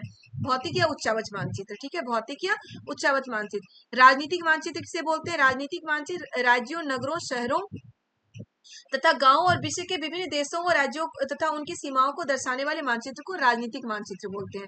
क्लियर है? राजनीतिक मानचित्र यानी कि नदी, राज्यों, नगरों, शहरों तथा गांवों के और विश्व के विभिन्न देशों एवं राज्यों तथा उनकी सीमाओं को दर्शाने वाले मानचित्र को हम राजनीतिक मानचित्र कहते हैं। उसके बाद आता है भौतिक और राजनीतिक मानचित्र हम अच्छे से समझते हैं, हमें पता होता है, लेकिन थीमेटिक मानचित्र इसे भी हमें समझना है। थीमेटिक मानचित्र क्या होता है? कुछ मानचित्र विशेष जानकारियां प्रदान करते हैं, जैसे सड़क मानचित्र, वर्षा मानचित्र, वन तथा उद्योग आदि के वितरण। याद रखिएगा, सड़क का वितरण, वर्षा का वितरण, वनों का वितरण, उद्योग का वितरण, ऐसे वितरणों के बारे में जो मानचित्र हमें बताता है उसे हम क्या बोलते हैं? थीमेटिक मानचित्र। क्लियर है? जो ऐसे मानचित्र वितरणों के बारे में हमें बताता है, किसी भी वर्षा, वन, उद्योग या सड़कों के वितरण के बारे में जो है बताता है उसे हम थीमेटिक मानचित्र बोलते हैं। अब है मानचित्र के 3 घटक होते हैं, दूरी, दिशा और प्रतीक। बिल्कुल याद रखना है, मानचित्र के 3 घटक आ चुका है ये भी। मानचित्र के 3 घटक होते हैं, दूरी, दिशा और प्रतीक। बेटा इसमें मैं जो भी इस वीडियो में करा रही हूँ सारा इंपॉर्टेंट है, कोई भी आपको मिस नहीं करना है, हर चीज बहुत अच्छे से सुनना है, समझना है। अब है दूरी। 3 घटक होता है, दूरी, दिशा और प्रतीक। तो हम एक एक घटक को देखते चलते हैं। पहला है दूरी। पैमाना स्थल पर वास्तविक दूरी तथा मानचित्र पर दिखाई गई दूरी के बीच का अनुपात होता है। पैमाना क्या होता है? स्थल पर वास्तविक दूरी। ठीक है, जो मान लीजिए कि स्थल पर जो वास्तविक दूरी है, आपके घर से आपकी स्कूल की दूरी मान लीजिए 5 किलोमीटर है। 5 किलोमीटर बहुत दूर हो गया, 2 किलोमीटर है। ठीक है, तो क्या हम मानचित्र पर 2 किलोमीटर दिखा सकते हैं? नहीं दिखा सकते ना। तो मानचित्र पर हम उसे बहुत कम दिखाते हैं, लेकिन वो एक पैमाना, उसे ही हम क्या बोलते हैं? पैमाना बोलते हैं। क्या है? पैमाना स्थल पर वास्तविक दूरी तथा मानचित्र पर दिखाई गई दूरी का अनुपात होता है। बिल्कुल ध्यान रखिएगा, इन्हीं दूरी का क्या होता है? अनुपात होता है, पैमाना। देखिए उदाहरण के लिए आपके विद्यालय और आपके घर के बीच की दूरी 10 किलोमीटर, ये तो और आगे बढ़ा रहा है, जिसे मानचित्र पर 2 सेंटीमीटर की दूरी के रूप में व्यक्त किया जाता है। मानचित्र पर बिल्कुल छोटा दिखाया जाता है। लंबे जगह का अगर हम मानचित्र बना रहे हैं तो उसमें पैमाना क्या होगा? बड़े पैमाने का उपयोग, छोटे पैमाने का उपयोग होगा। अगर छोटे जगह का हम मानचित्र बना रहे हैं, मान लीजिए कि पूरे देश का अगर मानचित्र हम बनाते हैं या फिर हम एक राज्य का मानचित्र बनाते हैं, उसमें छोटे पैमाने का उपयोग होता है, क्योंकि एक राज्य की मतलब एक स्टेट या एक राज्य तो बहुत बड़े क्षेत्रफल में आएगा ना, तो बिल्कुल छोटे पैमाने का उपयोग होता है। लेकिन अगर हम किसी गाँव का, एक छोटे से गाँव का हम मानचित्र बनाएंगे तो उसमें बड़े पैमाने का उपयोग होता है। ठीक है,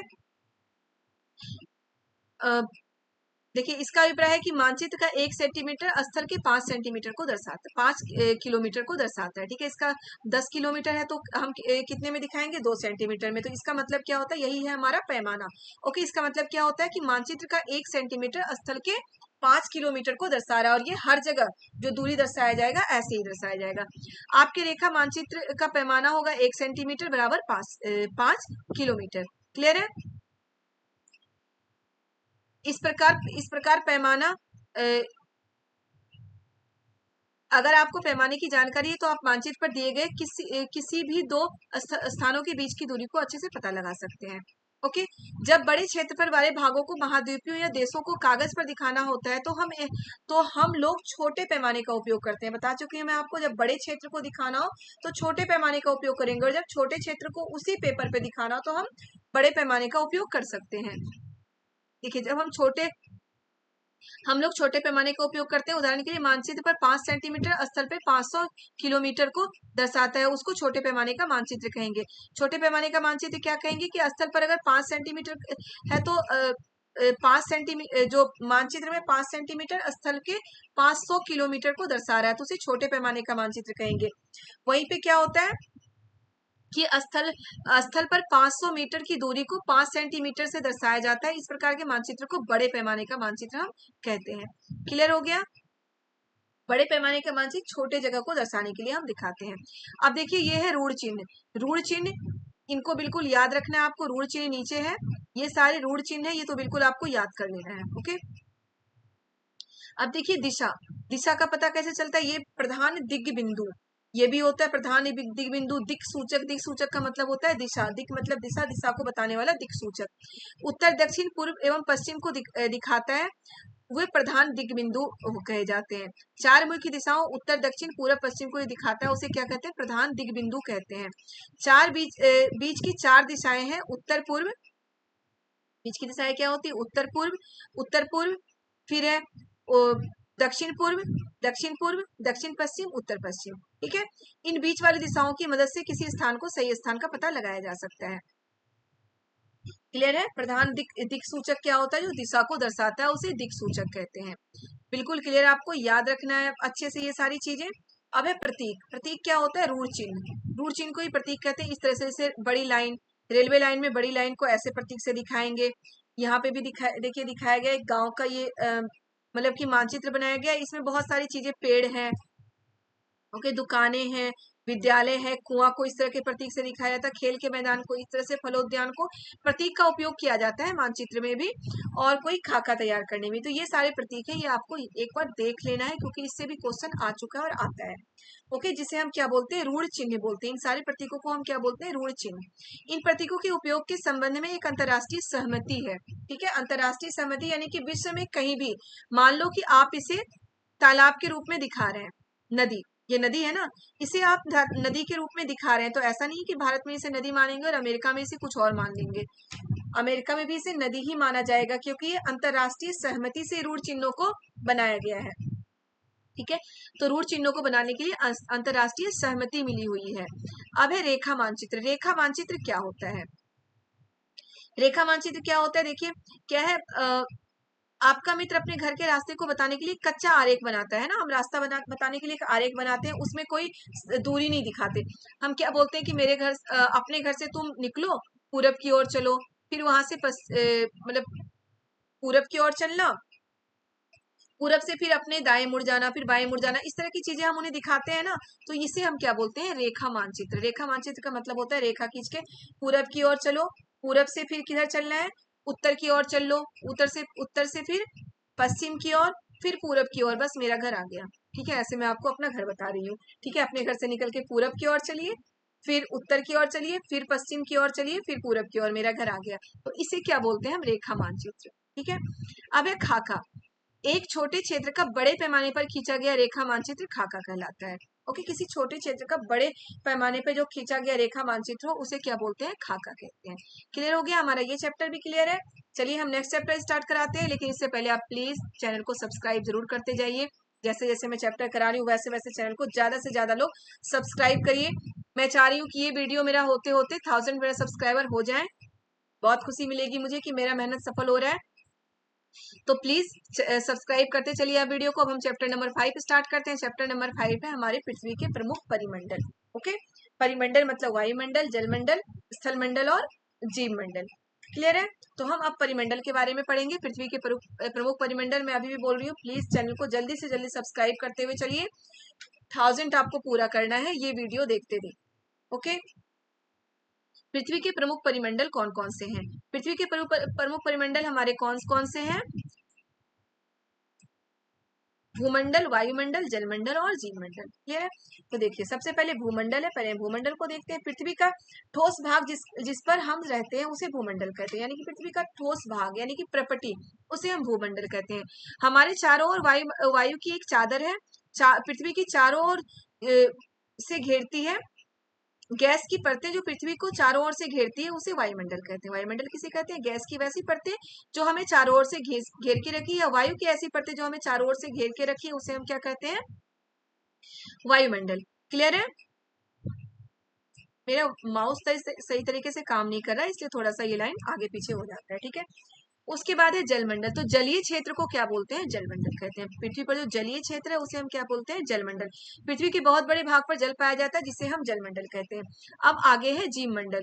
जीव मंडल सबसे इंपॉर्टेंट है, याद रखिएगा। जीव मंडल एक सीमित क्षेत्र है जहाँ स्थल, जल एवं हवा एक साथ मिलते हैं, जहां सभी प्रकार के जीवन पाए जाते हैं। तो ये क्वेश्चन बेटा अभी आ चुका है 2016 या 2018 के उसमें पेपर में ही आया है कि जहां स्थल, जल एवं हवा एक साथ मिलते हैं उसे क्या कहते हैं? उसे जीव मंडल कहते हैं। क्लियर है? ये हो सकता है कभी मिलान करने के लिए भी आपको आ जाए, भूमंडल, वायुमंडल, जलमंडल, जीव मंडल, मिलान करने वाले में भी ऐसे क्वेश्चन आते हैं। तो बिल्कुल आपको सभी को समझ लेना है कि भूमंडल जो पृथ्वी का ठोस भाग होता है जिस पर हम रहते हैं उसे भूमंडल कहते हैं। वायुमंडल हमारे चारों ओर जो वायु की पतली परत है, ठीक है, हमारे चारों ओर जो वायु की चादर होती है उसे हम वायुमंडल कहते हैं। जलमंडल पृथ्वी पर जो जलीय क्षेत्र है उसे जलमंडल कहते हैं। और जीव मंडल किसे कहते हैं? जहां स्थल, जल एवं हवा एक साथ हो उसे जीव मंडल कहते हैं। वहीं पे जीवन संभव है, वहीं पे मनुष्य रह सकता है। जहां पे स्थल, जल एवं हवा सब कुछ मिलता हो तभी तो हम जी सकते हैं, वरना तो हम रह ही नहीं पाएंगे। सबसे पहले भूमंडल है। देखिए पृथ्वी की सतह को दो भागों में बांटा जा सकता है, बड़े स्थलीय भूभागों जिसे महाद्वीपों के नाम से जाना जाता है तथा बड़े जलाशयों को महासागरीय बेसिन के नाम से जाना जाता है। विश्व के सभी महासागर आपस में एक दूसरे से जुड़े होते हैं। बिल्कुल याद रखना है आपको, इंपॉर्टेंट है कि विश्व के सभी महासागर एक दूसरे से जुड़े हुए हैं, लेकिन जो विश्व के सभी महादेश हैं वो एक दूसरे से जुड़े हुए नहीं है। सभी महादेश एक दूसरे से जुड़े हुए नहीं है, लेकिन सभी महासागर एक दूसरे से जुड़े हुए हैं। समुद्री जल का तल सभी जगह समान होता है। ये भी बहुत इंपॉर्टेंट है। जो समुद्री जल का जो तल होता है, जो समुद्री जल का जो तल होता है वो सभी जगह समान होता है। स्थल की ऊंचाई को समुद्र के तल से मापा जाता है, इसे शून्य माना जाता है। तो समुद्र के तल को क्या माना गया है? शून्य माना गया है। क्यों माना गया है? कि समुद्री जल का जो तल होता है हर जगह, सारे समुद्र एक दूसरे से जुड़े हुए हैं, हर जगह समुद्री जल का जो तल होता है वो समान होता है। और स्थल की ऊंचाई समुद्र से ही मापा जाता है, और इसलिए इसे क्या माना गया है? शून्य माना गया। बिल्कुल इंपॉर्टेंट है, आपको याद रखना है। अब देखिए महासागर और महाद्वीप। ऑस्ट्रेलिया, यहाँ से मैं आपको कुछ चीजें समझा रही हूँ, बिल्कुल अच्छे से समझ लेना है। बना के समझे, मैं बार बार बोलती हूँ, जो मानचित्र या फिर कुछ वैसी चीजें बताती हूँ बना के समझे ज्यादा अच्छा है। पहले महाद्वीप का मैं आपको बता रही हूँ। ऑस्ट्रेलिया सबसे छोटा महाद्वीप है, ठीक है। एशिया सबसे बड़ा महाद्वीप है। एशिया से लगा हुआ यूरोप है। एशिया सबसे बड़ा महाद्वीप है। एशिया से यहाँ लगा हुआ यूरोप है। यूरोप और एशिया को जो अलग करती है यूराल पर्वत है, ठीक है। यूराल पर्वत है, ये दोनों के बीच के एरिया को यूरेशिया कहा जाता है। और यूरोप और एशिया को बीच करने वाला अलग करने वाला जो पर्वत है वो यूराल पर्वत है। दोनों के बीच के एरिया को क्या बोलते हैं? यूरेशिया, ठीक है।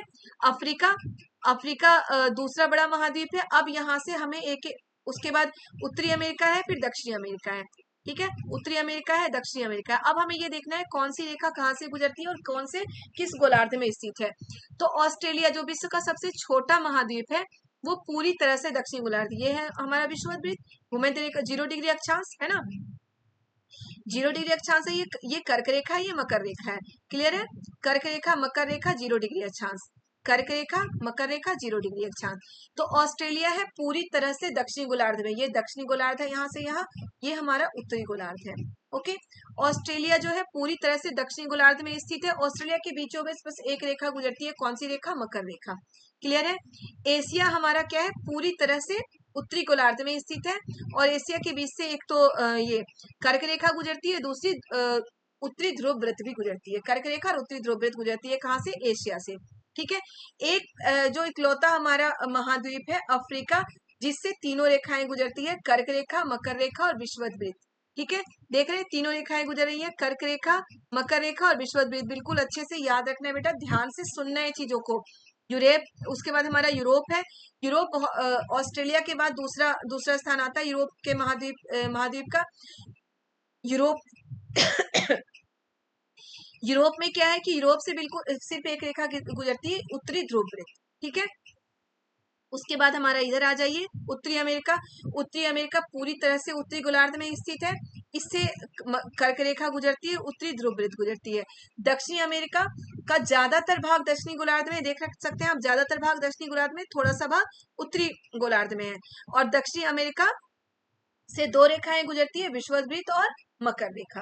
क्लियर है। और ये हमारे अंटार्कटिका है। अंटार्कटिका में क्या होता है कि यहाँ पे बहुत ज्यादा नहीं, यहाँ पे हमेशा बर्फ ही जमा होता है। यहाँ पे हम बहुत सारे देशों के शोध केंद्र है, यहाँ पे कोई रहता नहीं है। यहाँ पे बहुत सारे देशों के शोध केंद्र है, भारत के भी मैत्री, दक्षिण गंगोत्री, इस तरह के शोध केंद्र यहाँ पे हैं अंटार्कटिका में। क्लियर है। ये सारा क्लियर हो गया होगा। अब देखिए महासागर, ठीक है, प्रशांत महासागर, अटलांटिक महासागर, हिंद महासागर और दक्षिणी महासागर, ठीक, आर्कटिक महासागर, चार महासागर। ये चार महासागरों के बारे में पढ़ना है, प्रशांत महासागर, अटलांटिक महासागर, हिंद महासागर और आर्कटिक महासागर। चलिए हम नीचे देखते हुए चलते हैं। विश्व के सबसे ऊंचा शिखर कौन सा है? Mount Everest. बिल्कुल याद रखना, ये क्वेश्चन भी आ चुका है। इसकी ऊंचाई 8,848 मीटर है। ठीक है, माउंट एवरेस्ट की कितनी है? 8,848 मीटर है। विश्व का सबसे गहरा भाग जो प्रशांत महासागर में, ये क्वेश्चन में अभी प्रीवियस ईयर के क्वेश्चन पेपर कराते समय ये क्वेश्चन आपसे पूछ रही थी, आपने जवाब नहीं दिया है हमें। ठीक है, विश्व का सबसे गहरा भाग है प्रशांत महासागर में मेरियाना गर्त, जिसकी गहराई 11,022 मीटर है। और विश्व का सबसे ऊंचा पर्वत, जिसे हवाई द्वीप बोला जाता है, वो भी प्रशांत महासागर में है, मोनाकी पर्वत। ठीक है, और उसकी ऊंचाई एवरेस्ट की चोटी से ज्यादा है। क्लियर है। ये बिल्कुल जो जो बता रही हूँ आपको बिल्कुल याद करते हुए चलना है, लिखते हुए चलना है। नोट्स में बोल रही हूँ, अभी भी नोट्स बनाना शुरू कर दीजिए, लिखेंगे बहुत अच्छे से याद होगा आपको। अब देखिए महाद्वीप, जितने भी महाद्वीप के बारे में बता चुकी वही सारी चीजें यहाँ है, तो मैं आपको पढ़ के सुना रही हूँ, जो समझाना होगा बिल्कुल समझाऊंगी। ये महाद्वीप है एशिया, यूरोप, अफ्रीका, उत्तरी अमेरिका, दक्षिणी अफ्रीका, ऑस्ट्रेलिया और अंटार्कटिका। एशिया विश्व का सबसे बड़ा महाद्वीप, यह पृथ्वी के कुल क्षेत्रफल के 1/3 भाग में है। विश्व का सबसे बड़ा महाद्वीप है एशिया, बता चुकी हूँ मैं आपको। यह महाद्वीप पृथ्वी गोलार्ध पूर्वी गोलार्ध में स्थित है, ये भी बता चुकी, पूरी तरह से पूर्वी गोलार्ध में स्थित। कर्क रेखा इस महाद्वीप से होकर गुजरती है। एशिया के पश्चिम में यूराल पर्वत है, जो इसे यूरोप से अलग करती है। ठीक है, एशिया के पश्चिम में यूराल पर्वत है, जो इसे यूरोप से अलग करती है। यूरोप एवं एशिया के संयुक्त भाग को यूरेशिया कहा गया है। जो जो मैं बता चुकी हूँ वही सारी चीजें यहाँ पे है। अब है यूरोप, एशिया से बहुत छोटा है यूरोप। यह महाद्वीप एशिया के पश्चिम में स्थित है। आर्कटिक वृत्त इससे होकर गुजरती है। आर्कटिक वृत्त, जिसे उत्तरी ध्रुव वृत्त कहते हैं, इस यूरोप से होकर गुजरती है। तीन तरफ से जल से घिरा है। ये यूरोप क्या है? तीन तरफ से जल से घिरा है। विश्व के मानचित्र को देखिए तो इसकी स्थिति का पता करिए। अब है अफ्रीका, एशिया के बाद विश्व का दूसरा सबसे बड़ा महाद्वीप कौन सा है? अफ्रीका है। ठीक है, दूसरा सबसे बड़ा महाद्वीप कौन सा है? अफ्रीका है। 0 डिग्री अक्षांश विषुववृत्त या 0 डिग्री अक्षांश इस महाद्वीप से लगभग मध्य से गुजरती है। अफ्रीका का बहुत बड़ा भाग उत्तरी गोलार्ध में स्थित है। ठीक है, बहुत बड़ा भाग उत्तरी गोलार्ध में स्थित है। इसका जो विषुववृत्त है बिल्कुल मध्य से गुजरती है। और कर्क रेखा, देखिए यहाँ पे आप पाएंगे कि यही एक ऐसा महाद्वीप है जिससे होकर कर्क रेखा, विषुववृत्त और मकर रेखा और तीनों गुजरती है। कर्क रेखा, विषुववृत्त और मकर रेखा तीनों ही इस महाद्वीप से होकर गुजरती है। ठीक है, अब है और भी इसमें इंपॉर्टेंट चीजें, सहारा रेगिस्तान विश्व का सबसे गर्म और सबसे बड़ा रेगिस्तान है। सहारा रेगिस्तान जो कहाँ पे है? अफ्रीका में है। अफ्रीका को आप देख सकते हैं कि अफ्रीका कहाँ पे है? बिल्कुल विषुववृत्त पे है, तो यहाँ पे गर्मी ज्यादा ही होगी। तो इसलिए सबसे गर्म और सबसे बड़ा रेगिस्तान जो सहारा रेगिस्तान है वो यहीं पे है। यह महाद्वीप चारों तरफ समुद्रों से घिरा हुआ है, देख सकते हैं आप, चारों तरफ से समुद्रों से घिरा हुआ है। ठीक है, यह महाद्वीप चारों तरफ से समुद्रों से घिरा हुआ है, महासागरों से घिरा हुआ है। सबसे लंबी नदी जो नील नदी है, सबसे लंबी नदी नील नदी भी अफ्रीका में है। सबसे बड़ा रेगिस्तान सारा रेगिस्तान वो भी अफ्रीका में है। सबसे लंबी नदी नील नदी वो भी अफ्रीका में है। तो आपको ये भी याद रखना है कि सबसे लंबी नदी कौन सी है? नील नदी। सबसे गर्म रेगिस्तान कौन सा है? सहारा रेगिस्तान। ठीक है, अफ्रीका का मानचित्र देखिए, पता लगाइए कर्क रेखा, मकर रेखा, विषुववृत्त किन किन भागों से होकर गुजरती है। अब है उत्तरी अमेरिका, विश्व का तीसरा सबसे बड़ा महाद्वीप है। सबसे पहले एशिया, फिर अफ्रीका, फिर उत्तरी अमेरिका। विश्व का तीसरा सबसे बड़ा महाद्वीप है। यह दक्षिण अमेरिका के एक सक्रिय स्थल से जुड़ा हुआ है, जिसे पनामा जल संधि कहते हैं। याद रखिएगा, स्थल संधि, सॉरी जल संधि नहीं, जहाँ जल एक दूसरे को जोड़ते हैं उसे जल संधि कहते हैं, जहाँ स्थल से दो जुड़ा हुआ उसे स्थल संधि कहते हैं। तो जो उत्तरी अमेरिका और दक्षिण अमेरिका को जोड़ने वाला जो संधि है उसे क्या बोलते हैं? पनामा स्थल संधि। यह महाद्वीप पूरी तरह से उत्तरी व पश्चिमी गोलार्ध में स्थित है। यह महाद्वीप तीन महासागरों से घिरा है। क्या आप इस महासागरों के नाम बता सकते हैं? बिल्कुल बता सकते हैं। तीन महासागरों से घिरा हुआ है ना, प्रशांत महासागर, अटलांटिक महासागर, आर्कटिक महासागर। क्लियर है? मैप देख के अब बिल्कुल क्लियर कर लेंगे। और देखिए ऑस्ट्रेलिया के बारे में एक और है कि ये द्वीपीय महाद्वीप है, क्योंकि चारों ओर समुद्र से घिरा हुआ है, इसलिए इसे द्वीपीय महाद्वीप कहते हैं। पानी से घिरा हुआ है इसलिए इसे क्या बोलते हैं? द्वीपीय महाद्वीप। ठीक है, ये उत्तरी गोलार्ध में स्थित है, ये बता चुकी हूँ मैं कि नाम क्या आप इन महासागरों के नाम बता सकते हैं, बता दिया हमने आपको। दक्षिणी अमेरिका का अधिकांश भाग दक्षिणी गोलार्ध में स्थित है, क्लियर है, ये सारा कुछ मैं ऊपर आपको बताती चली हूँ। इसके पूर्व में पश्चिम में दो महासागर स्थित है। विश्व की सबसे लंबी पर्वत श्रृंखला एंडीज पर्वत श्रृंखला, याद रखिएगा, दक्षिणी अमेरिका में ही है। विश्व के सबसे लंबी पर्वत श्रृंखला एंडीज पर्वत श्रृंखला दक्षिण अमेरिका में ही है। और विश्व की सबसे बड़ी नदी, लंबी नदी वो नदी होती है नील नदी, जो कहाँ पे है, ऑस्ट्रेलिया में, सॉरी अफ्रीका में। और बड़ी नदी जिसकी चौड़ाई ज्यादा होती है वो है वो कौन सी है, अमेजन नदी। ठीक है, अमेजन नदी हमारा कहाँ है, दक्षिणी अमेरिका में है। एंडीज पर्वत सबसे लंबी पर्वत श्रृंखला और सबसे बड़ी नदी अमेजन नदी, वो दोनों कहाँ पे है, दक्षिण अमेरिका में है। देखिए, जब स्थल एक दूसरे को जोड़ती है उसे स्थल संधि कहते हैं। ये कौन सा स्थल संधि है, पनामा स्थल संधि। ओके, जब जलीय क्षेत्र से जुड़ते हैं, देख रहे हैं भारत और पाकिस्तान जलीय क्षेत्र से जुड़ा हुआ है, जिसे क्या हम बोलते हैं, जल संधि। भारत और पाकिस्तान को जो जल संधि अलग करती है उसे क्या बोलते हैं, पाक जल संधि। बिल्कुल आपको याद रखना है। अब हमारा ऑस्ट्रेलिया आ गया। ऑस्ट्रेलिया विश्व का सबसे छोटा महाद्वीप है। ओके, सबसे छोटा महाद्वीप है जो पूरी तरह से दक्षिणी गोलार्ध में स्थित है, इसे द्वीपीय महाद्वीप भी कहते हैं। उसके बाद है अंटार्कटिका।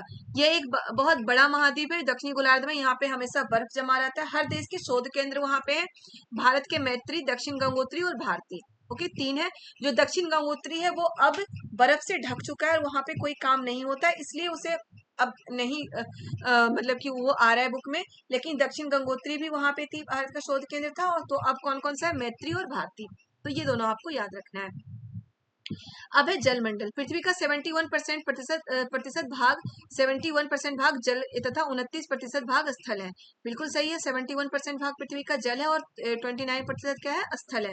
बहुत ज्यादा जल है, लेकिन फिर भी क्या होता है, हमें जल की कमी महसूस होती है। क्यों होती है, क्योंकि जो बहुत सारा भाग है ना, 99% जो जल है वो महासागरों का है, इसलिए हमें जल की कमी महसूस होती है। अब चलिए महासागरों के बारे में देखते हैं। महासागरीय जल हमेशा गतिशील रहता है। तरंगे, ज्वार भाटा, महासागरीय धाराएं, महासागरीय जल की तीन प्रमुख गतियां हैं। कौन कौन सी हैं, तरंगे, महासागरीय जल की तीन गतियां कौन कौन सी है, तरंगे, ज्वार भाटा तथा महासागरीय धाराएं। बिल्कुल याद रखिएगा, महासागरीय जल की तीन गतियां हैं, तरंगे, ज्वार भाटा और महासागरीय धाराएं। क्लियर है। बड़े से छोटे आकार के आधार पर क्रम से 5 महासागर है। कौन कौन से, प्रशांत सबसे बड़ा महासागर है, प्रशांत महासागर। अटलांटिक महासागर उससे छोटा है, हिंद महासागर उससे छोटा है, दक्षिणी महासागर उससे, और आर्कटिक महासागर सबसे छोटा महासागर है। क्लियर है। प्रशांत महासागर सबसे बड़ा महासागर है। ये पृथ्वी के 1/3 भाग में फैला हुआ है। पृथ्वी का सबसे गहरा गर्त मेरियाना गर्त प्रशांत महासागर में है, बता चुकी हूँ। सबसे गहरा गर्त है, सबसे गहरा गर्त प्रशांत महासागर लगभग वृत्ताकार है। याद रखिए, प्रशांत महासागर कैसा है, वृत्ताकार है। जो इंपॉर्टेंट है उस पर मैं आपको अंडरलाइन करती चल रही हूँ। एशिया, ऑस्ट्रेलिया, उत्तर तथा दक्षिण अमेरिका इसके चारों ओर है। वो आप मैप में देख के ये जरूर क्लियर करिएगा कि कौन से महासागर के चारों ओर कौन कौन से महादेश हैं और कौन से महादेश के चारों ओर कौन कौन से महासागर हैं। ठीक है। इन महासागर के द्वीपों की स्थिति पता करिए। ये हो गया प्रशांत महासागर की विशेषता, क्या, सबसे बड़ा महासागर है, सबसे गहरा गर्त मेरियाना गर्त प्रशांत महासागर है, सबसे ऊंचा पर्वत जो द्वीपीय जो हवाई पर्वत है, मोनाकी पर्वत, वो भी प्रशांत महासागर में है। प्रशांत महासागर वृत्ताकार है। क्लियर है। अब है अटलांटिक महासागर। अटलांटिक महासागर विश्व का दूसरा सबसे बड़ा महासागर है। ठीक है, दूसरा सबसे बड़ा महासागर, ये एस आकार का है, बिल्कुल याद रखिएगा, एस आकार का है, क्वेश्चन आ चुका है। इसके पश्चिम किनारे पर उत्तर एवं दक्षिण अमेरिका है तथा पूर्वी किनारे पर यूरोप एवं अफ्रीका है। बिल्कुल आप मैप में देख के याद करिएगा, बार बार बोल रही हूँ आपको। अटलांटिक महासागर की तटरेखा बहुत ही तंदुरुस्त यानी कि छिछली है, टूटी फूटी सी है। और इसके कारण क्या होता है कि यह अनियमित एवं तंदुरुस्त तटरेखा प्राकृतिक पोताश्रय और पत्तनों के लिए आदर्श है। मान लीजिए कि तटरेखा, तटीय क्या होता है कि बिल्कुल समतल हो, तो जो पोताश्रय होता है नावों को आने जाने में उसमें दिक्कत होगी, लेकिन जो छिछली टूटी फूटी होगी तो वहां नाव आसानी से आ सकते हैं, रुक सकते हैं और जा सकते हैं। तो ये क्वेश्चन भी आया है कि जो मतलब कि अटलांटिक महासागर को प्राकृतिक पोताश्रय एवं पत्तनों के लिए आदर्श क्यों माना गया है? तो क्यों माना गया? क्योंकि उसकी तटरेखा तंदुरित है। ठीक है, क्योंकि उसकी तटरेखा क्या है? तंदुरित है। व्यापार की दृष्टि से सबसे व्यस्त महासागर है। ये क्वेश्चन भी आ चुका है बेटा कि व्यापार की दृष्टि से सबसे व्यस्त महासागर कौन सा है? तो कौन सा है? हमारा अटलांटिक महासागर। अब है हिंद महासागर। हिंद महासागर एकमात्र ऐसा महासागर है जिसका नाम किसी देश के नाम पे पड़ा है, जो क्या है? भारत। हिंदुस्तान बोलते हैं, हिंदुस्तान के नाम पे ही हिंद महासागर का नाम हिंद महासागर पड़ा। यह महासागर लगभग त्रिभुजाकार है। कैसा है? त्रिभुजाकार है। उत्तर, इसके उत्तर में एशिया, पश्चिम में अफ्रीका और पूर्व में ऑस्ट्रेलिया है। अब है दक्षिणी महासागर। दक्षिणी महासागर अंटार्कटिका महाद्वीप के चारों ओर से घेरता है और यह अंटार्कटिका महाद्वीप के उत्तर की ओर 60 डिग्री दक्षिण अक्षांश तक फैला हुआ है। आर्कटिक महासागर उत्तर ध्रुव में स्थित है तथा यह ध्रुव वृत्त के चारों ओर फैला है। प्रशांत महासागर के छिछले जल वाले एक सक्रिय भाग से जुड़ा हुआ, जिसे बेरिंग जल संधि कहते हैं। बहुत इंपॉर्टेंट है ये भी कि आर्कटिक महासागर और प्रशांत महासागर को जोड़ने वाली जल संधि का नाम क्या है? बेरिंग जल संधि है। क्लियर है? अब है वायुमंडल। वायुमंडल में हमारे क्या है? ये देखिए, ये सारा वायुमंडल की विभिन्न परतें हैं जो मैं आपको कराऊंगी। वायुमंडल की परतें बहुत ही डिटेल में है हमारे 7th क्लास में, तो वो मैं आपको डिटेल में कराऊंगी। देखिए, सबसे पहले क्षोभ मंडल, समताप मंडल, मध्य मंडल, आयन मंडल, इसे बाह्य बहिर्मंडल भी कहते हैं। आयन मंडल को बहिर्मंडल। ठीक है, क्षोभ मंडल मौसम संबंधी, अब मैं कराई देती हूँ आपको। मौसम संबंधी सारी घटनाएं कहाँ पे होती है? क्षोभ मंडल में होती है। समताप मंडल, इसमें थोड़ा सा डिफरेंस दिखाया गया है। समताप मंडल क्या है? ये जो वायुयान उड़ाने के लिए आदर्श माना गया है समताप मंडल को। ये उल्का पिंड को टूटते हुए दिखाया गया है। कहाँ पे दिखाया गया है? मध्य मंडल में। ठीक है, जो मध्य मंडल में उल्का पिंड को टूटते हुए दिखाया गया। बहिर्मंडल में क्या होता है? सबसे हल्की गैस पाई जाती है। डिटेल से मैं आपको आगे कराऊंगी बेटा। अभी हम आगे पढ़ते हैं, ये देखते हैं। वायुमंडल, हमारी पृथ्वी चारों ओर से गैस की पतली परत से घिरी हुई थी, जिसे वायुमंडल कहते हैं। ठीक है, वायुमंडल 1600 किलोमीटर की ऊंचाई तक फैला है। कितने किलोमीटर की ऊंचाई तक है? 1600 किलोमीटर की ऊंचाई तक वायुमंडल फैला। उसके बाद वायुमंडल नहीं है। क्षोभ मंडल, समताप मंडल, मध्य मंडल, आयन मंडल तथा बहिर्मंडल इसके भाग हैं। ठीक है, वायुमंडल मुख्यतः ऑक्सीजन और नाइट्रोजन से बना हुआ है। ये क्वेश्चन भी आ चुका है कि वायुमंडल में मुख्यतः दो गैसें कौन कौन सी है? ऑक्सीजन और नाइट्रोजन सबसे महत्वपूर्ण गैस है वायुमंडल में। ऑक्सीजन सांस लेने के लिए आवश्यक है, जबकि नाइट्रोजन प्राणियों की वृद्धि के लिए आवश्यक है। ठीक है, ऑक्सीजन किसके लिए आवश्यक है? हमारे सांस लेने के लिए। और प्राणियों की वृद्धि के लिए कौन सा गैस आवश्यक है? नाइट्रोजन। अब देखिए, यहाँ पे ये सारा कुछ वही है। वायुमंडल है, जल मंडल है, स्थल मंडल है, और ये सारा भाग हमारे जैव मंडल का। ठीक है, जैव मंडल का भाग है जिसमें वायुमंडल भी हो, जल मंडल भी हो, स्थल मंडल भी हो। ठीक है, अब आता है हमारा जीव मंडल। जीव मंडल स्थल, जल तथा हवा के बीच का एक सीमित भाग है। बिल्कुल याद रखिएगा, जीव मंडल से रिलेटेड क्वेश्चन बहुत आता है। इंपॉर्टेंट है कि जीव मंडल क्या है? स्थल, जल तथा हवा के बीच का एक सीमित भाग है, जहाँ पे ये सारी चीजें मिलती है, उसी को जीव मंडल कहते हैं। प्राकृतिक आपदाएं से, भूकंप से पृथ्वी की सतह पर परिवर्तन होता है। ये तो चलो भूकंप का चैप्टर मैं आगे कराऊंगी, उसमें डिटेल से है, लेकिन हमें थोड़ा सा ये बस इसमें था तो मैंने हाईलाइट कर दिया कि जो पृथ्वी की सतह पर जो परिवर्तन होता है वो कैसे होता है? प्राकृतिक आपदाओं से होता है। जैसे भूकंप से भी, भूस्खलन से बहुत सारी चीजें होती हैं जिसके कारण पृथ्वी की सतह पे परिवर्तन होता है। हमारा ये चैप्टर भी हो गया। हम नेक्स्ट चैप्टर स्टार्ट करते हैं। Next chapter number 6। अब प्लीज फिर से बोल रही हूँ, चैप्टर स्टार्ट करने से पहले, हमारा लास्ट चैप्टर है हमारा देश भारत, बहुत ही छोटा चैप्टर है। चैप्टर स्टार्ट करने से पहले हमारा 6th, एक क्लास में हमारी 6 की ज्योग्राफी कंप्लीट होने वाली है। बहुत ही खुशी की बात है, बहुत ही इम्पोर्टेंट वीडियो है ये, बहुत ही इंपॉर्टेंट क्लास है, तो इस क्लास को जरूर अटेंड करिएगा। ये 6 क्लास की पूरी ज्योग्राफी मैं एक क्लास में करा रही हूँ। 2 घंटे में हो सकता है, 2 घंटे का टाइम लगाओ, जो भी लगाओ, मैंने टाइम नहीं देखी अभी, जो भी टाइम लगाओ इतने में आप 6 क्लास की पूरी ज्योग्राफी कर सकते हैं। तो बिल्कुल करिए, एक दिन में आपकी 6 क्लास की ज्योग्राफी कंप्लीट है। ऐसे ही मैं एक दिन में मैराथन क्लासेस लेके सारे क्लासेस की करा दूंगी। ठीक है, रिवीजन क्लास हम ऐसे ही करते जाएंगे। अब हम सिविक्स भी कराते जाएंगे, रिवीजन क्लास भी साथ के साथ चलेगा हमारा, और प्रीवियस ईयर के क्वेश्चन पेपर भी हम साथ के साथ करेंगे। ठीक है, तीनों चीज हम साथ करते चलेंगे। लेकिन उससे पहले प्लीज मेरे चैनल को सब्सक्राइब जरूर करें, क्योंकि चैनल को सब्सक्राइब करेंगे तभी तो आपको फायदा होगा, तभी तो नई नई क्लासेस आपको मिलती जाएगी। और टारगेट बना के रखिए कि आप 1000 जरूर कर दें मेरे चैनल में सब्सक्राइब करके। ठीक है, चलिए हम देखते हैं हमारा देश भारत। ठीक है, जो लास्ट वीडियो है अभी, क्योंकि अब मैं भी थक चुकी हूँ पढ़ाते पढ़ाते, तो आप भी शायद इससे ज्यादा पढ़ लेंगे। आप तो भाई पढ़ाकू बच्चे हैं, तो आप बिल्कुल पढ़ लेंगे, मुझे पता है। लेकिन अब नेक्स्ट वीडियो में डालूंगी, अब मैं सिविक्स की वीडियो डालूंगी, सिविक्स के 1-2 चैप्टर कराने के बाद फिर से मैं ज्योग्राफी के मैराथन क्लासेस की वीडियो डालूंगी। 3 दिन में ज्योग्राफी कंप्लीट, मतलब रिवीजन कंप्लीट ज्योग्राफी का, ठीक है। चलिए हम देखते हैं क्या है हमारा देश भारत।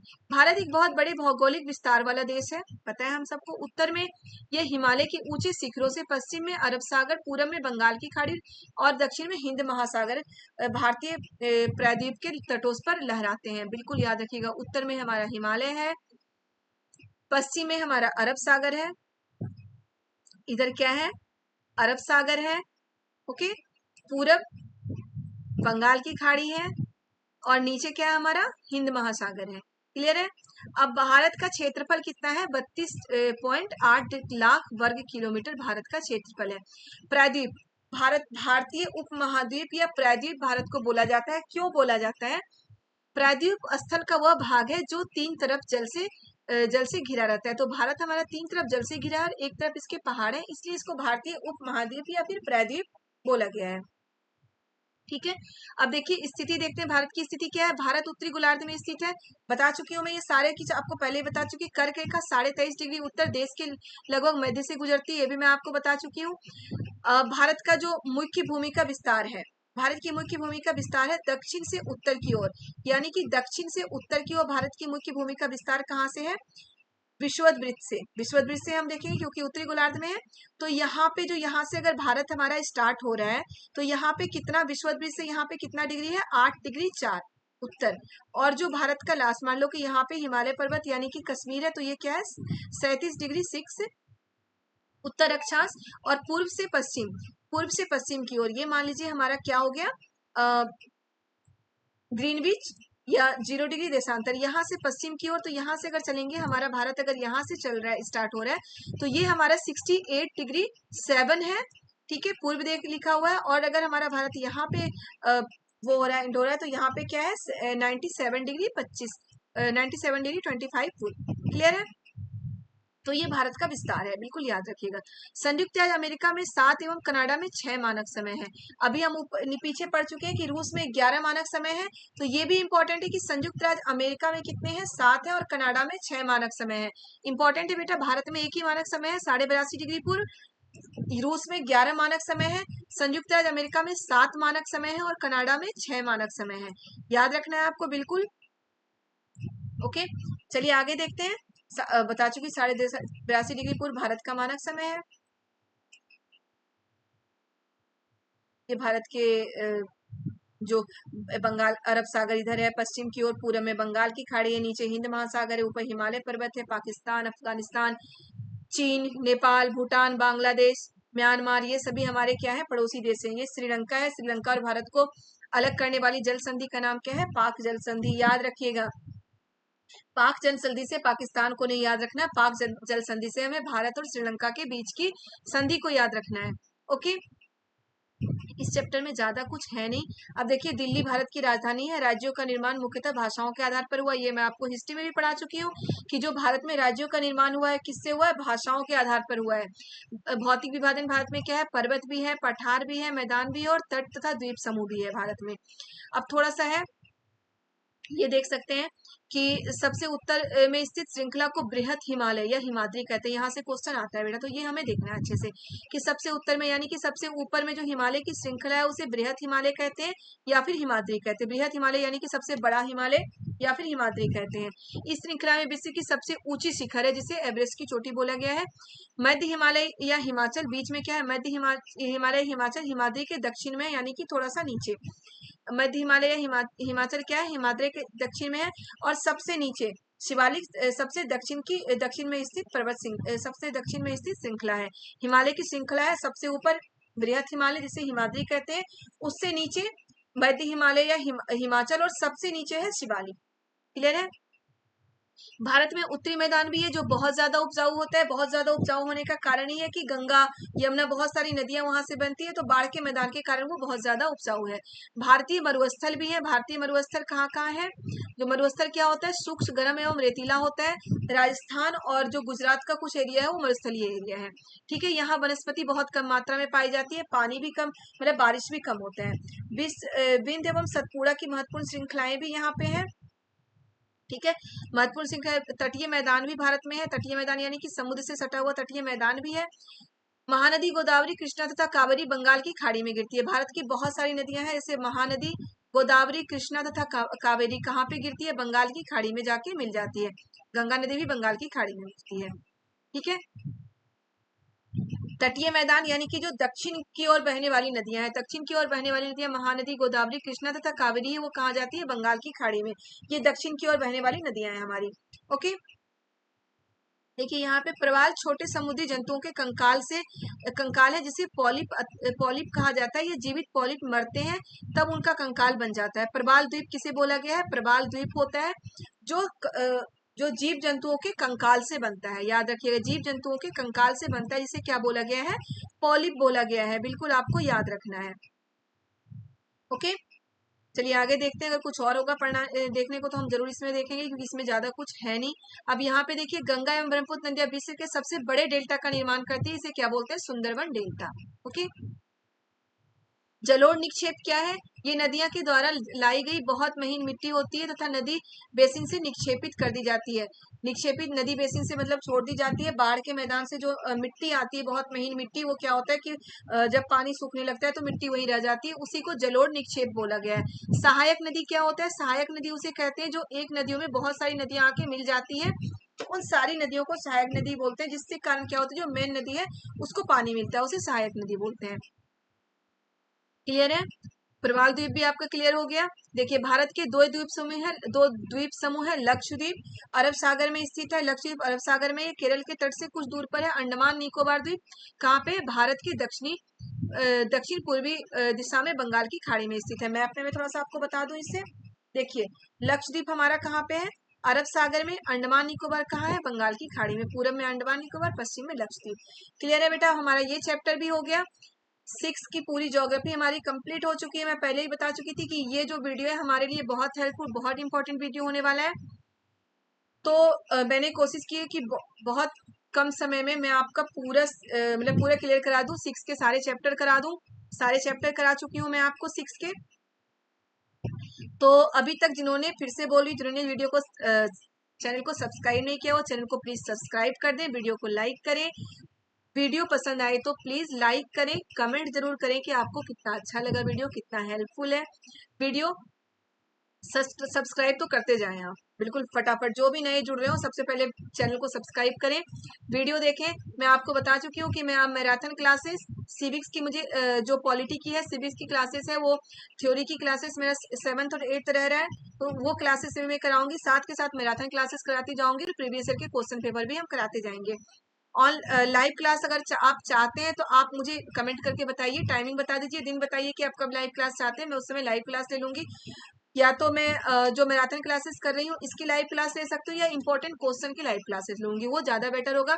इंपॉर्टेंट क्वेश्चन की लाइव क्लासेस, ताकि आप भी उसका जवाब देते चले, उसके पहले आप थ्योरी जरूर देख लें। ठीक है, तो चलिए बच्चों, बाय बाय।